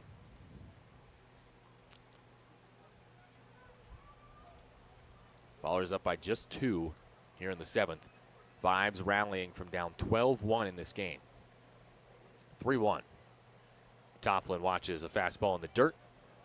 And the tying run is on base with 1 out in the bottom of the 7th. It was warming for Oakland in the pen. Is this Bogo? I think it's Bogo. Okay. It was not effective yesterday, but I think the hope is that Adam Bogosian can turn it around today. He was very good his first time out in this series, so of course you hope for the best of Bogosian. And look, 2 aboard. If Collier were to load the bases up, you'd have to bring up Bogosian at that point because there's just about a 50% chance he rolls up a double play ball. Let's see if Collier can roll up one of his own. Hemrick has only hit in a 1 double play, though, through 20 games. Lefty batter against the righty Collier. He's the go-ahead run in the 7th, and Hemrick hits a ground ball to short. Cobb to second. Harris to first. No. Picked out by Almanza. It's a fielder's choice. That ball was hit too slowly, and Hemrick has too much speed for that to be a double play ball. That does move Linscott to third. Go-ahead run still coming to the plate here in Austin Chenard. 13-11 Ballers. Bottom of the 7th inning. 2 outs. Men at the corners, Linscott and Hemrick for Chenard. A season-high 4 hits yesterday and hitless today. You know, he'll try to do everything he can to tie this game for his team. As he takes outside, breaking ball from Collier misses. It's 1-0. 7 for 14 in the series with a pair of doubles and 4 RBI for Chenard. He's driven in 8 against Oakland over the course of this season. 1-0 to Chenard from Collier. Will have to wait as he throws to first and almost picks off Hemrick. This is the 18th and final game between these two teams in the regular season, the Vibes and the Ballers. 12 here in Colorado Springs, 6 in Oakland. Now the 1-0 from Collier. Chenard takes 89 right on the corner. Good pitch, 1-1. Rocky Mountain knows that they have 3 challenges left, but because they've gotten 2 wrong, they have to get their next challenge right to unlock each ensuing challenge. 1-1. Chenard takes, that's up, 89, well north of the zone, it's 2-1. The son of Bobby Chenard, the Vibes bench coach, in his second year with the Vibes. Played with Grand Junction in 2023 and part of 2024 before joining Rocky Mountain. 2-1 from Collier. Chenard lifts it high to left field. Druick over towards the line. He doesn't see it. Druick sees it bounce in front of him, and this game is tied. The sun in his eyes, and it's a 2-run game-tying double for Austin Chenard. 13 all. The Vibes complete an 11-run comeback. Unbelievable. We're tied at 13 in the 7th. Oh, boy.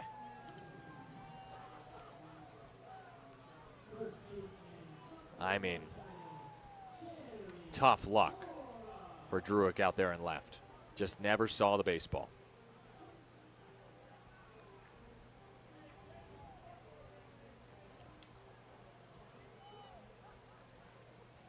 Here's Gary Laura Gonzalez. 2 outs, bottom of the 7th. 13 all is the score. First pitch to Laura Gonzalez outside from Collier at 90. It's 1-0. Now Anthony Ray coming out. The field manager wants to, I think, get a pinch runner out there for Chenard. That'll be Hunter Bryan, who is a pitcher now. Oh, wow. So he was hurt yesterday, Hunter Bryan, the closer for Rocky Mountain. I thought he hurt his arm. And while that still might be the case, he is going to pinch run for Chenard. So a Zach St. Pierre-esque move to get Hunter Bryan in there at second base. The go-ahead run at second for the Vibes with 2 outs in the bottom of the 7th. Gary Laura Gonzalez did not start this game. Entered because of the injury to Kieber. 1-0. Laura Gonzalez fouls it straight back to the screen. 1-1.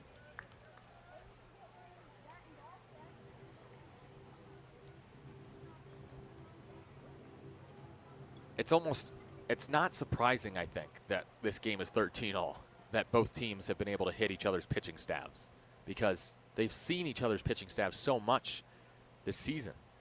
Laura Gonzalez swings and misses 1-2. So yeah, James Collier is an excellent pitcher for Oakland with a 4.24 ERA, but the Vibes, these last 2 times seeing him, 5 earned runs on Friday and a couple earned runs today against him. 1-2 from the Big Dipper to Laura Gonzalez. Collier with 2 on the clock comes home, and Laura Gonzalez fights it off. On the other side for the Ballers, of course they hit Kowalski because they've seen him a ton. Then they get the benefit of seeing a rookie in Conal. But Courtwright has been pretty good, and it doesn't appear he'll throw in the 8th. I think it's Wyatt Tucker warming. So that's it for Courtwright, I think. 1-2 from Collier. Bounces in, 2-2. Now, it looks like Wyatt Tucker is just lobbing it in a little bit. He's not getting hot yet. And so maybe, just maybe, Courtwright will start the 8th for the Vibes. 13 all, bottom of the 7th. 2 in the inning for Rocky Mountain. Runner at second, Hunter Bryan, the pinch runner. He's the go-ahead run. Pitch from Collier. Breaking ball swung on and missed. His day ends with his first K, and he keeps this game tied after giving up the 2-run double to Austin Chenard, who just hit a pop fly into left field, and Druick Never saw it because of the sun. 2 runs on 2 hits in the inning for the Vibes, and they leave the go-ahead run in scoring position in the frame. We go to the 8th, all new at 13 all on 860 AM The Answer.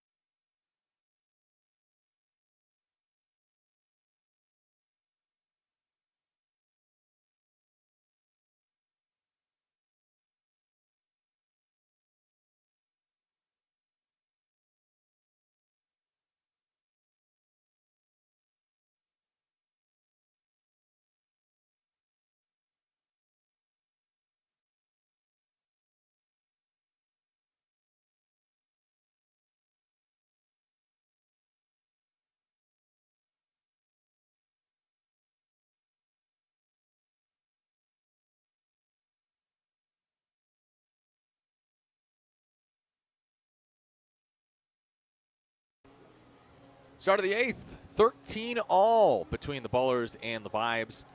Ballers looking to extend their series win streak to 10. Vibes attempting to secure a series split here in Colorado Springs. After all, this series has just jockeyed between both teams winning. Oakland won Tuesday, Rocky Mountain Wednesday, Oakland Thursday, Rocky Mountain Friday. Saturday was Oakland. Today, the Vibes attempting to help that trend to continue. It is Gabriel Courtwright to start this top of the 8th inning. I'm Nevada Cohen. Vince is back in our 860 AM The Answer studios. Thanks for tuning in on your Sunday afternoon. Yeah, right, it's afternoon now, right? No longer morning. Darryl Buggs the second, leading off the frame, takes high for a ball, 1-0. Now, third baseman Toplin is playing Buggs on the grass. Buggs with a couple bunt singles, 1 today, 2 in the series. 1-0, Buggs not bunting, nearly hit by the pitch, 87, high and tight, 2-0. Courtwright has allowed just a double in an inning and a third. No runs. No walks or strikeouts. Ballers would love to get Buggs on here to get the go-ahead run aboard with nobody out in the top of the 8th inning. Game knotted up at 13 and 1-3. First and third baseman still drawn in against Buggs. 2-0, Buggs. Whoa, that's nowhere close. It's 3-0. No way Buggs is swinging here. Courtwright can't find the zone. And I imagine if he walks Buggs on 4 pitches, then he will make way for a reliever. 3-0's a strike. 87 down the middle. Thought this cough drop was supposed to work. Hitters count for Buggsy. 3-1 pitch from Courtwright. Nowhere close. 87 up. And Buggs works the walk. So, not only does Buggs have one more shot at the single-season franchise record in stolen bases, but the Ballers get the go-ahead run on in the top of the 8th, and that will be all for Courtwright. Anthony Ray, the acting manager today for the Vibes, goes to the bullpen. New pitcher in for the Vibes. We'll tell you who it is when you return in the top of the 8th inning. It's 13 all, Ballers and Vibes on 860 AM The Answer.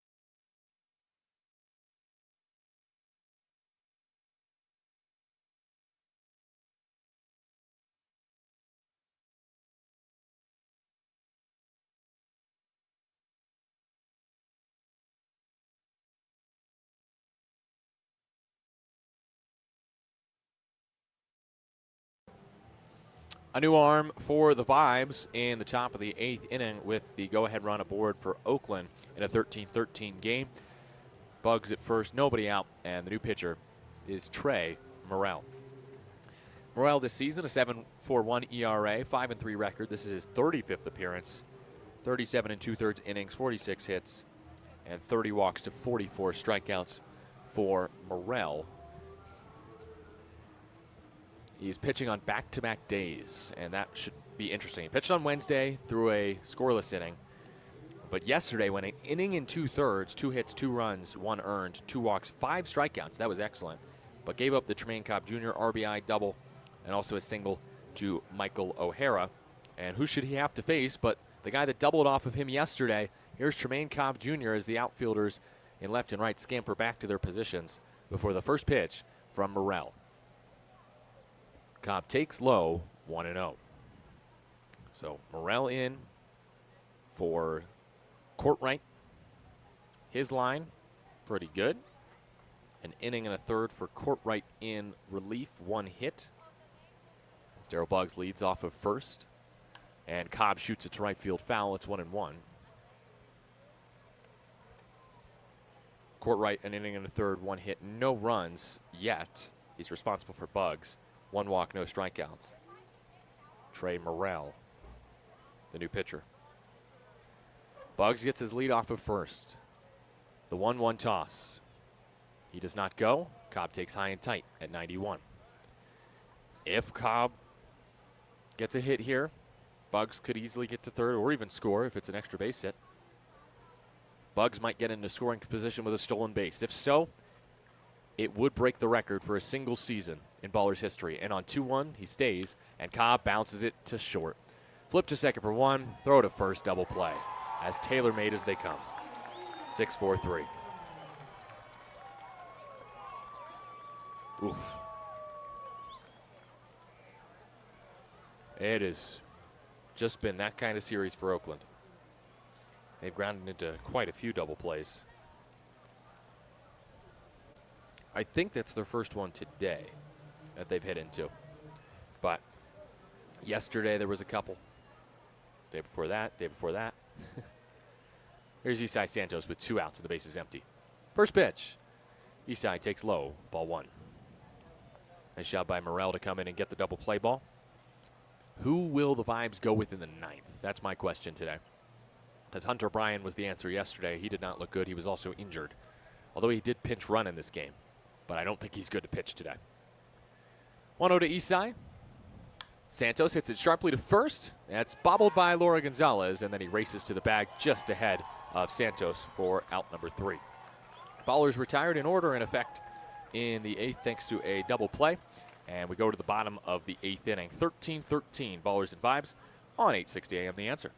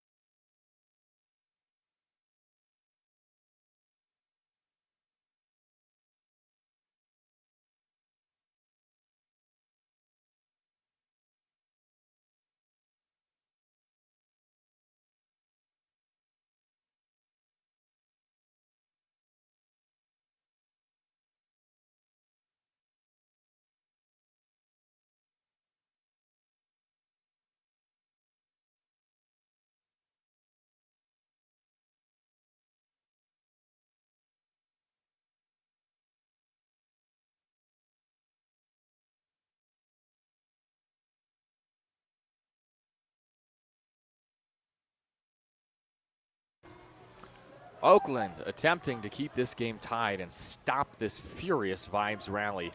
In the bottom of the 8th, Rocky Mountain has scored a combined 12 runs over the past 3 innings to tie the game. So what does Oakland do? They go to Adam Bogosian for the 2nd day in a row, hoping that he looks more like his Thursday self than his Saturday self. Bogo Thursday, a hitless inning with a strikeout, finishing off the 9th. But yesterday, a third of an inning, 4 hits, 4 earned runs, and a strikeout. Bogosian yesterday.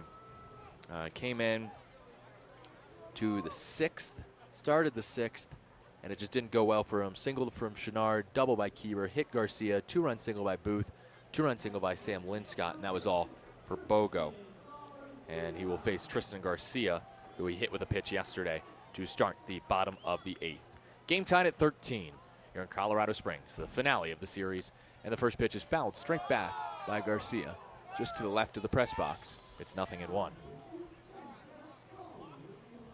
Garcia, a single in the 6th, extended his hit streak to 7.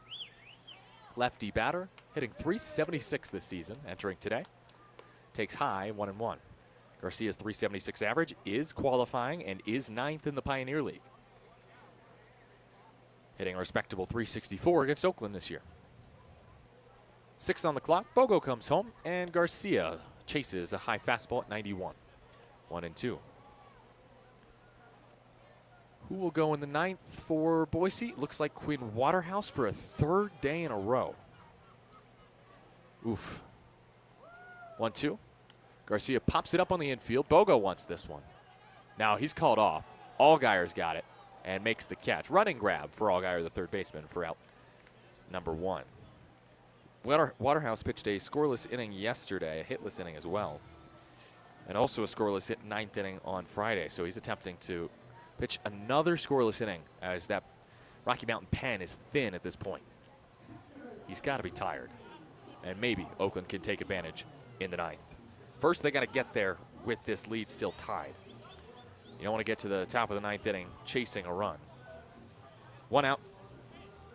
Bottom of the 8th inning, I should say. 13-13 game between the Ballers and the Vibes. Bases empty for Feliciano. First pitch to him curls outside for ball 1.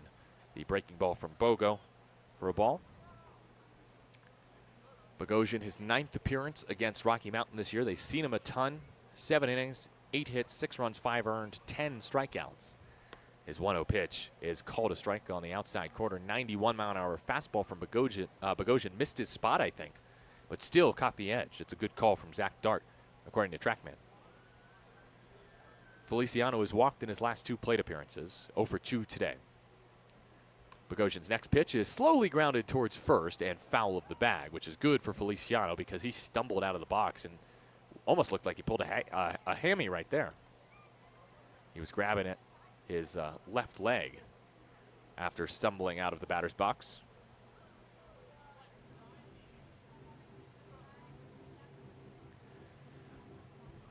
Ballers led in this game 12-1. It's now tied 13-13. Oh boy. It's been that kind of day for Oakland. And this is going to be about a 4-hour game when it's all said and done. 3:30 local. 1-2 toss. Outside. Good pitch from Bogo. Looked like a good hard slider to Feliciano, but he did not chase it. Bogosian played for the Trenton Thunder of the MLB Draft League after finishing his senior year at Lafayette in 2024. 2-2 toss. Feliciano strikes out. 93-mile-an-hour fastball from Bogosian at the top of the zone. Pop out, strikeout, and this is the Bogo we saw on Thursday. Dominant stuff from Bogosian, who, if he pitches like this, I would say should get the 9th. After all, he does have 2 saves this year and is 2-0. And he's been used more and more in these late game scenarios as he fixes his eyes on Carter Booth here with 2 outs and the bases empty. First pitch to Booth, the righty. Swung on and missed. Good slider in the zone from Bogosian at the very bottom. He is locating well. This is a good sign for Oakland if they want to win this game, because they're going to need Bogosian to not only put up a 0 here, but probably do so in the 9th. 0-1. That's hammered. Left center field and deep. Bugs at the wall. Leaps. Does he have it? No, but it stays in the park. Druick throws it in 408 feet to left center and somehow not gone. Bugs nearly robbed him of a homer. Instead, it's in the park, and I wonder if Bugs even brought it back a little bit and kept it in. That could have been the game-winning home run from Booth in the 8th. Instead, he settles for a 2-out double, and Ty Dooley is next. Wow. Middle, The off-speed pitch from Bogosian looked like a slider that just caught too much of the plate. 102 off the bat, 408 feet. You got to get it 410 if you want to hit it out to left center here. That hit the top of the wall. Now Dooley takes the strike. 0-1. 92-mile-an-hour heater, middle in. I don't think Bogo is going to throw that slider anymore, at least in this inning. 0-1. Dooley taps it to second. 2 hops for Harris. His throw to first in time for out number 3. Bogo and the Ballers catch a break because Carter Booth nearly won his team the game with an 8th inning solo shot to left center. Instead, it's a 408-foot double, and he is stranded at second base. We go to the 9th, tied at 13 here on 860 AM The Answer.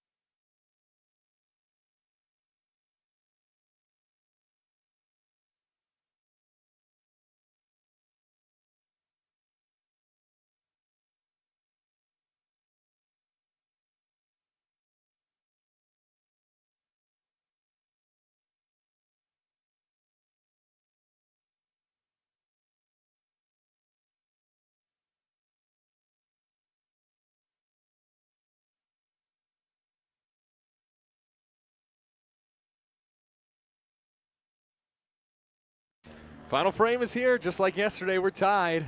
Yesterday was 8-8. Today it is 13-all. I'm Nevada Cullen. Vince back in our 860 AM The Answer studios. Ballers blew a 12-1 lead today and still have a chance to pull this one out as they face a new pitcher in Quinn Waterhouse. A hitless and scoreless 8th inning in relief for Trey Morrell. His day is done. Now it's Waterhouse pitching for the 3rd day in a row.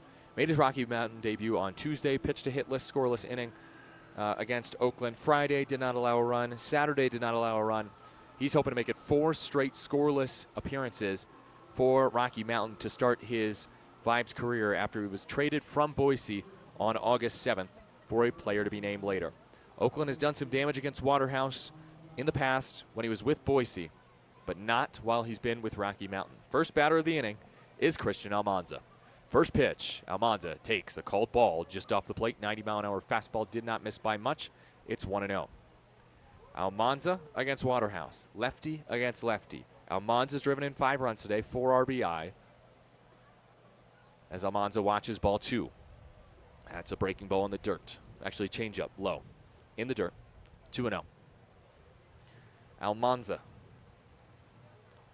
has had some clutch homers so far this season. He takes inside from Waterhouse. It's 3-0.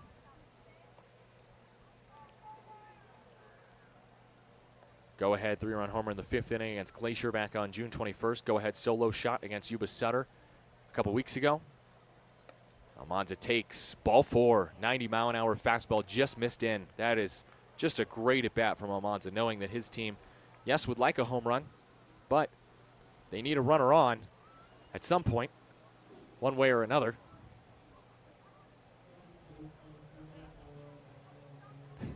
I just saw Travis Schatzman come back from somewhere. I think he might have had a bathroom break.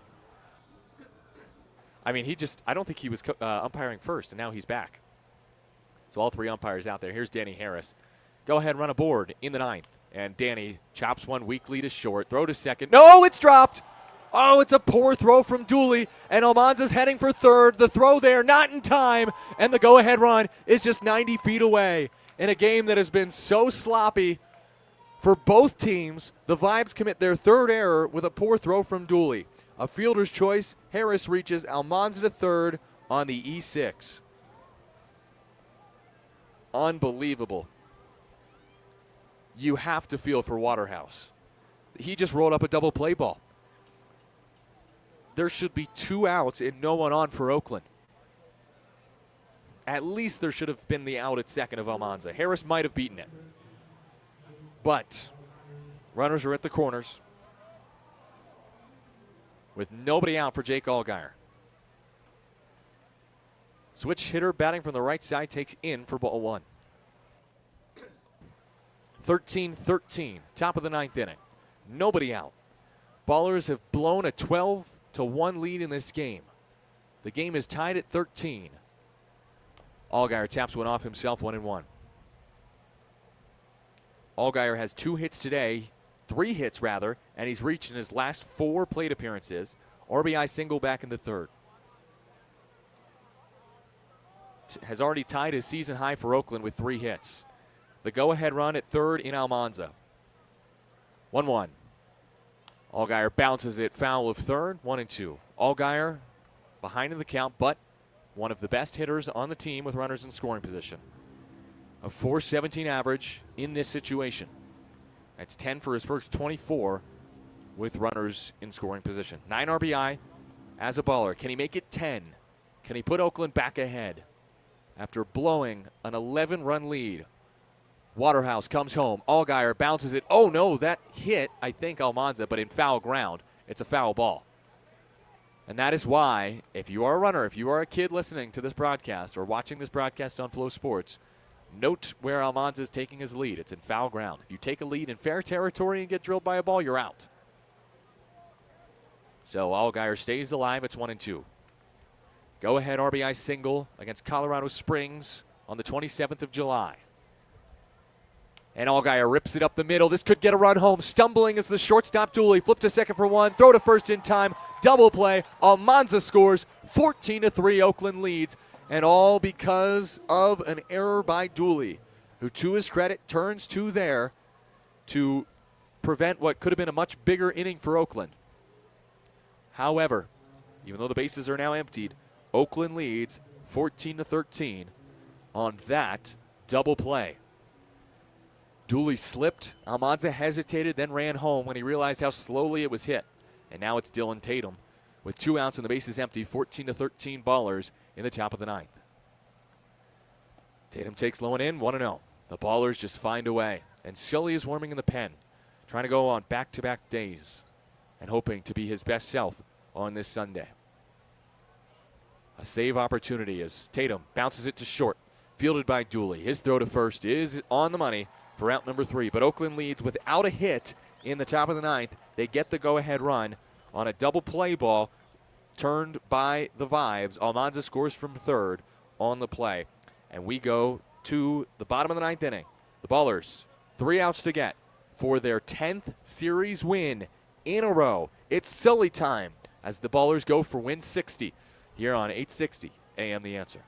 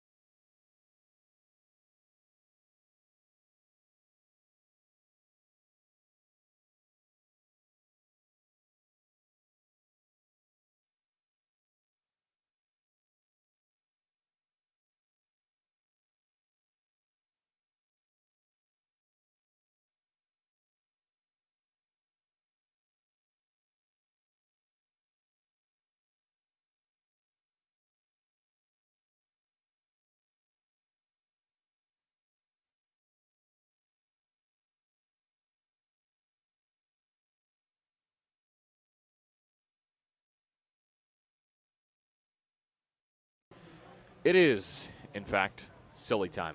The Slim Reaper takes the hill, looking to cut down the Rocky Mountain Vibes here in Colorado Springs. He'll have a tough task on his hands with Linscott, Tofflin, and Himrick, especially considering that Sully pitched yesterday.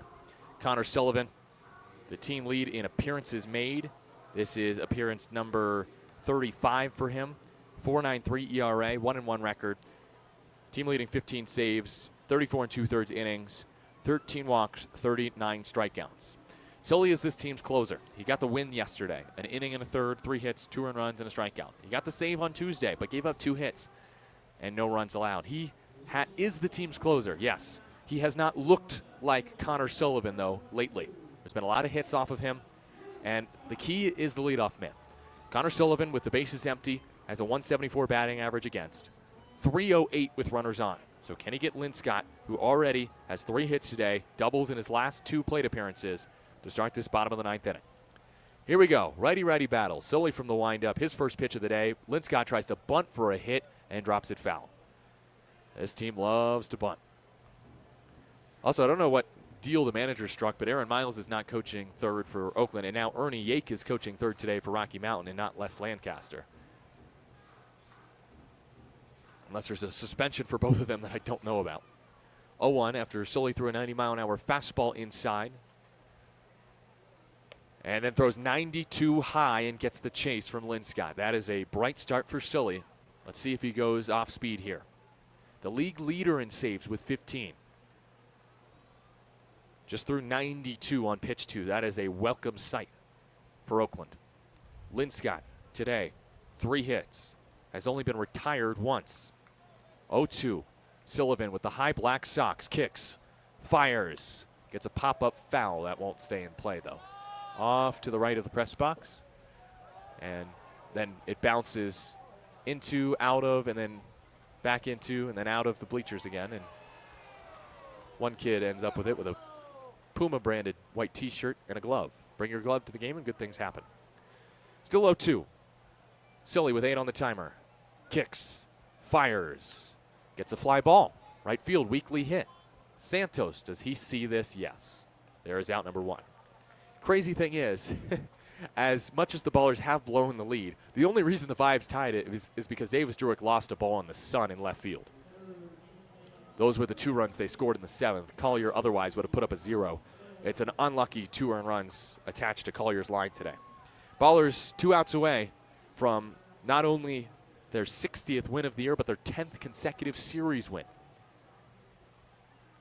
Here is Dane Tofflin, a 3-run homer today, 4 RBI. The first pitch from Sully is in for a strike. Why did he not challenge that? Oh, because, right, the Vibes have, yeah, that was just above the zone at 92. It was truly a ball, but the Vibes have 1 challenge left. They have to get it correct to unlock a couple more challenges. And that's on the outside corner. 93 from Sully. He's dialing it up. Sully, a birthday save for him here on July 4th, and then another save here on Tuesday against the Vibes. Pitching for his 3rd save of the season against Rocky Mountain and 16th overall as he approaches the Pioneer League saves record of 17 and then 18 overall. 17 in the unaffiliated era. 0-2 from the righty, Connor Sullivan. Outside. Good waist pitch, 93-mile-an-hour fastball. It's a lot of heaters today from Sully. And why not? If you're throwing from that 3/4 arm slot to a right-handed batter and you're throwing 93 at him right there, what's the use of throwing your off-speed stuff? Does he change up speeds here on 1-2? No. Fastball, 93, off the plate again. He's forcing Tofflin to look outside to maybe come in on Tofflin. Team leader in RBI, Tofflin looking to get aboard. The 2-2 pitch from Sullivan is low and away. That's a very good pitch from Sully. I think the slider that misses low, and somehow Tofflin did not chase. So the count is full. And the payoff pitch from Sully to Tofflin with 5 on the timer. Sully goes with 4. Laced foul off to the right, out of play. Had narrowly avoided an elderly couple sitting at the second to last row atop the bleachers, and ends up with a kid in a Colorado Springs Switchbacks jersey. They're a soccer team locally. Payoff pitch from Sully. Flown out, right field. A little bit deeper. Santos out there. Has it played. Over towards the line. Makes the catch for out number 2. Good stuff from Sully. 91-mile-an-hour fastball low in the zone.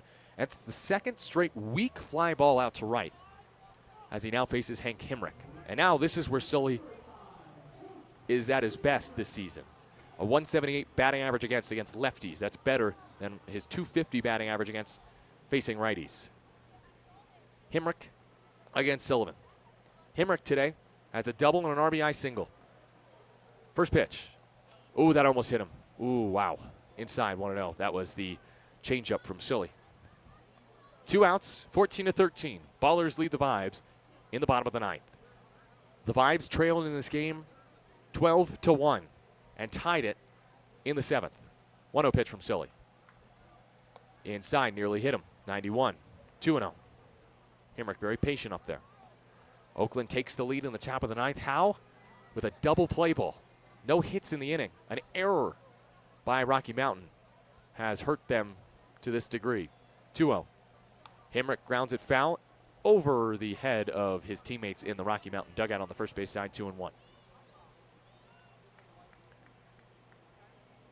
Sully, a franchise record, 15 saves.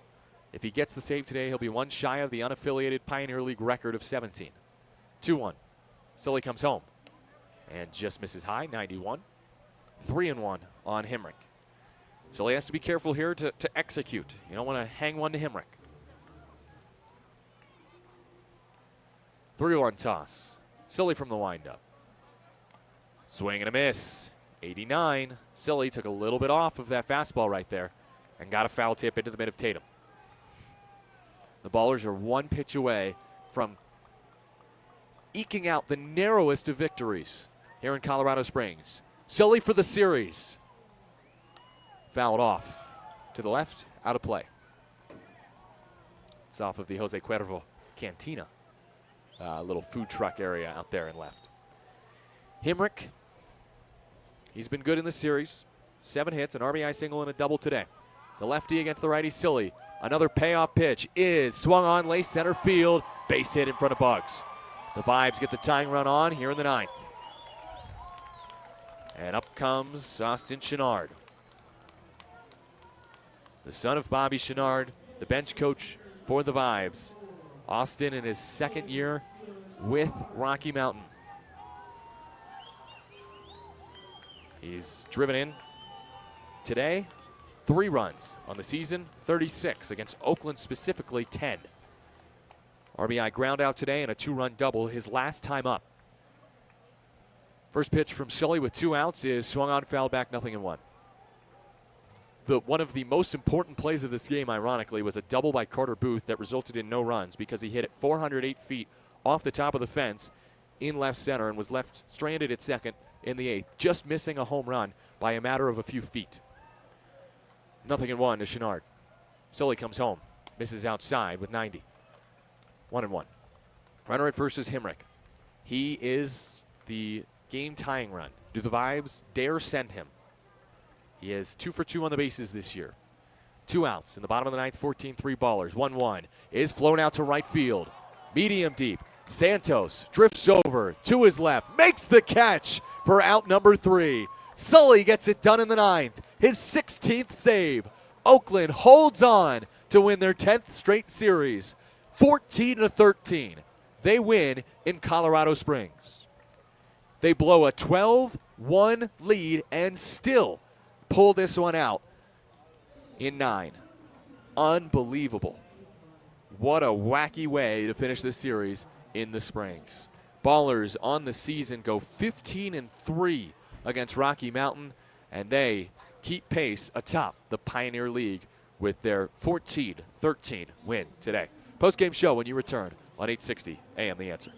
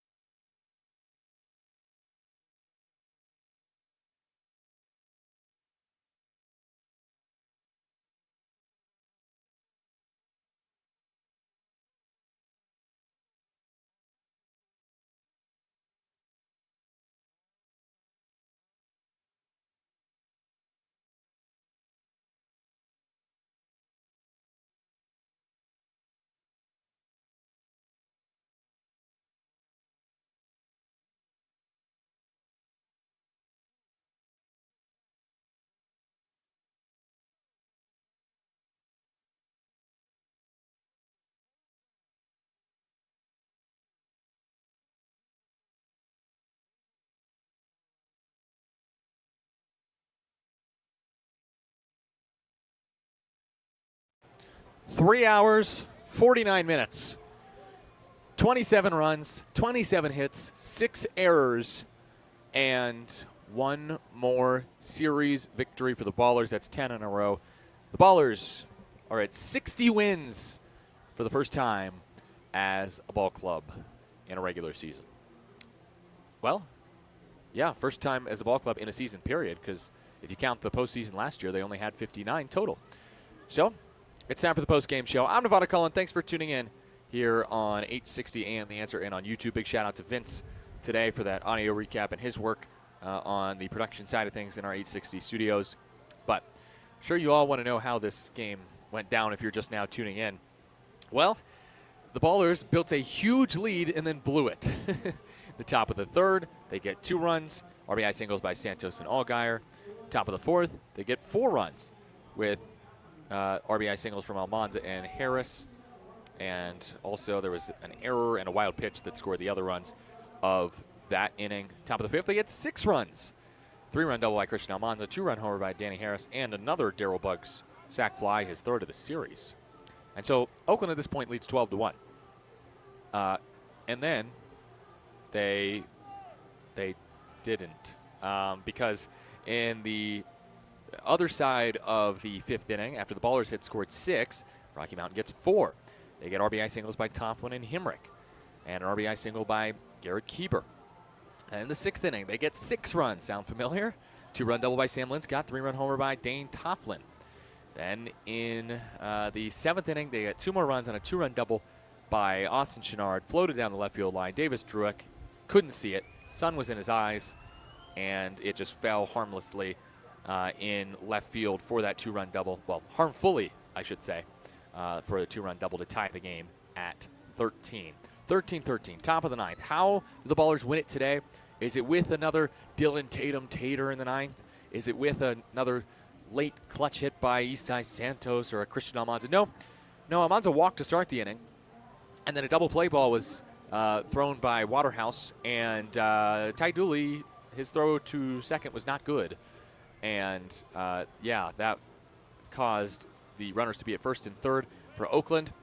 And then, after that, a double play ball, ironically, right afterwards. So Waterhouse rolled 2 double play balls in this game. But the double play ball resulted in 2 outs. But maybe Rocky Mountain should have been playing the infield in, because Almanza scores on said double play ball as Dooley stumbled his way to turning a double play. And that would eventually, the 9th inning would come to an end with the Ballers up by 1. And 14-13, bottom of the 9th. Would that be enough for Sully today? Absolutely. 3 weak flyouts to right field. And he strands just 1 runner. Himrick had a 2-out single in the inning, but the Ballers get the 14-13 win. Sully picks up save number 16 of the season. Connor Sullivan is now just 1 away from tying the unaffiliated Pioneer League era saves record, which is 17, set by Sam Hellinger of Missoula in 2022, and also 2 saves shy of tying the all-time Pioneer League record of 18. And so, Sully gets number 16 today. Quinn Waterhouse falls to 1-3, not really his fault, as Adam Bogosian improves to 3-0 as a pro. 14 runs on 13 hits, 3 errors for Oakland. 13 runs on 14 hits, 3 errors for Rocky Mountain. You'd rather have more runs than hits if you're the Oakland Ballers in that situation. Game started at 12:01 p.m. Mountain time, finished up at 3:50 local and 2:50 pack time for a total run time of 3 hours and 49 minutes on this Sunday afternoon, August 17th, 82 degrees and mostly sunny. The vibes fall to 36-41 and 14-16 in the second half there on the outside looking in on the playoff picture. Meanwhile, Oakland, the first half champs, improve to 60-18, franchise record in wins, and 23-7 so far in the second half. They have been outstanding. They are a wagon, just finding ways to win games. It's their 10th straight series win. The Ballers also improved to 12-1 this season on Sundays and 13-2 in August. Ballers now need just 9 wins of their final 18 games. If they win half their games, they will tie the Pioneer League record for wins. If they win more than they lose in their final 18 games, then they will be the new wins leader in Pioneer League history. The Ballers finished the season series against Rocky Mountain with a win, a 14-13 win, in which they got their 15th win against the Vibes this year, improving to 15-3 against Rocky Mountain. Next up for both teams, Rocky Mountain has to head to Ogden. Yikes, that team is fighting for a playoff spot. Meanwhile, Oakland hosts Boise, a team that I would have said yikes about because they were playing well, and then they ran into the Yuba Sutter High Wheelers, and tonight I think the High Wheelers are going for a sweep, a 6-game waxing of the Hawks. Scores from around the Pioneer League tonight, or today I should say. Billings beat Glacier today 6-5 with a walk-off O'Dowd homer, 3-run shot in the bottom of the ninth to win it for the Billings Mustangs. The Grand Junction Jackalopes leading Ogden 10-7. Ogden trying to come back in the bottom of the seventh. Idaho Falls also trying to come back. It's the top of the sixth, 9-7 Great Falls. Bottom of the fourth, Colorado Springs Sky Sox lead the Missoula Paddleheads 11-9. Ballers could use that extra game of distance on Missoula. And the Ballers win another series. Folks, my final thoughts on this series. The Ballers did not play well overall. The defense was shaky. The offense had definitely its bright spots.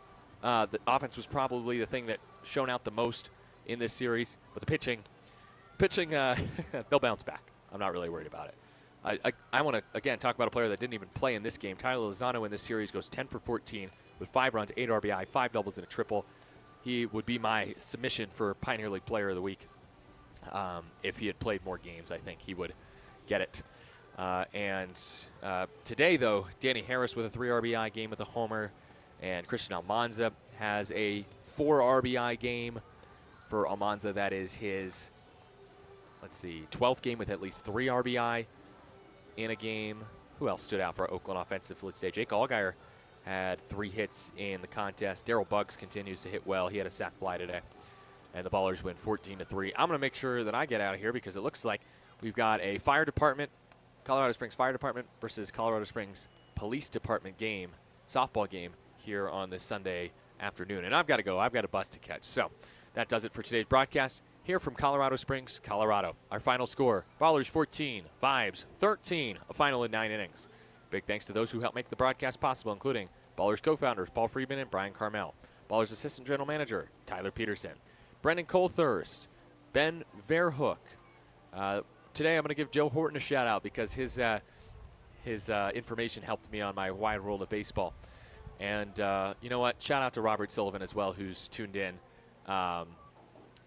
because he had to bear another game of his son trying to get a save in the 9th inning in a 1-run game. And, of course, Connor Sullivan stands tall to the task. Yes. Also, thanks, Vince. Back in our 860 AM, the Answer Studios. You can find him on Vince at Vince in the Bay on TikTok for more Vince content. Also, big thanks to you, the listener. We'll have more baseball coming up. Our coverage of Tuesday's Game 1 of the 6-game series against the Boise Hawks will be, let me make sure it's at 6:30 pack time before I say that. Make sure it wasn't changed. Tuesday, yes, 6:30 pack time start on 860 AM The Answer and on YouTube and on Flow Sports. We hope that you can join us. Again, our final score. Ballers win 14-13 over the Vibes, a 10th straight series win for Oakland, and win number 60-6-0 on 860 AM The Answer. I'm Nevada Cullen saying so long, and thanks for listening to Oakland Baseball on 860 AM The Answer. Have a great rest of your Sunday.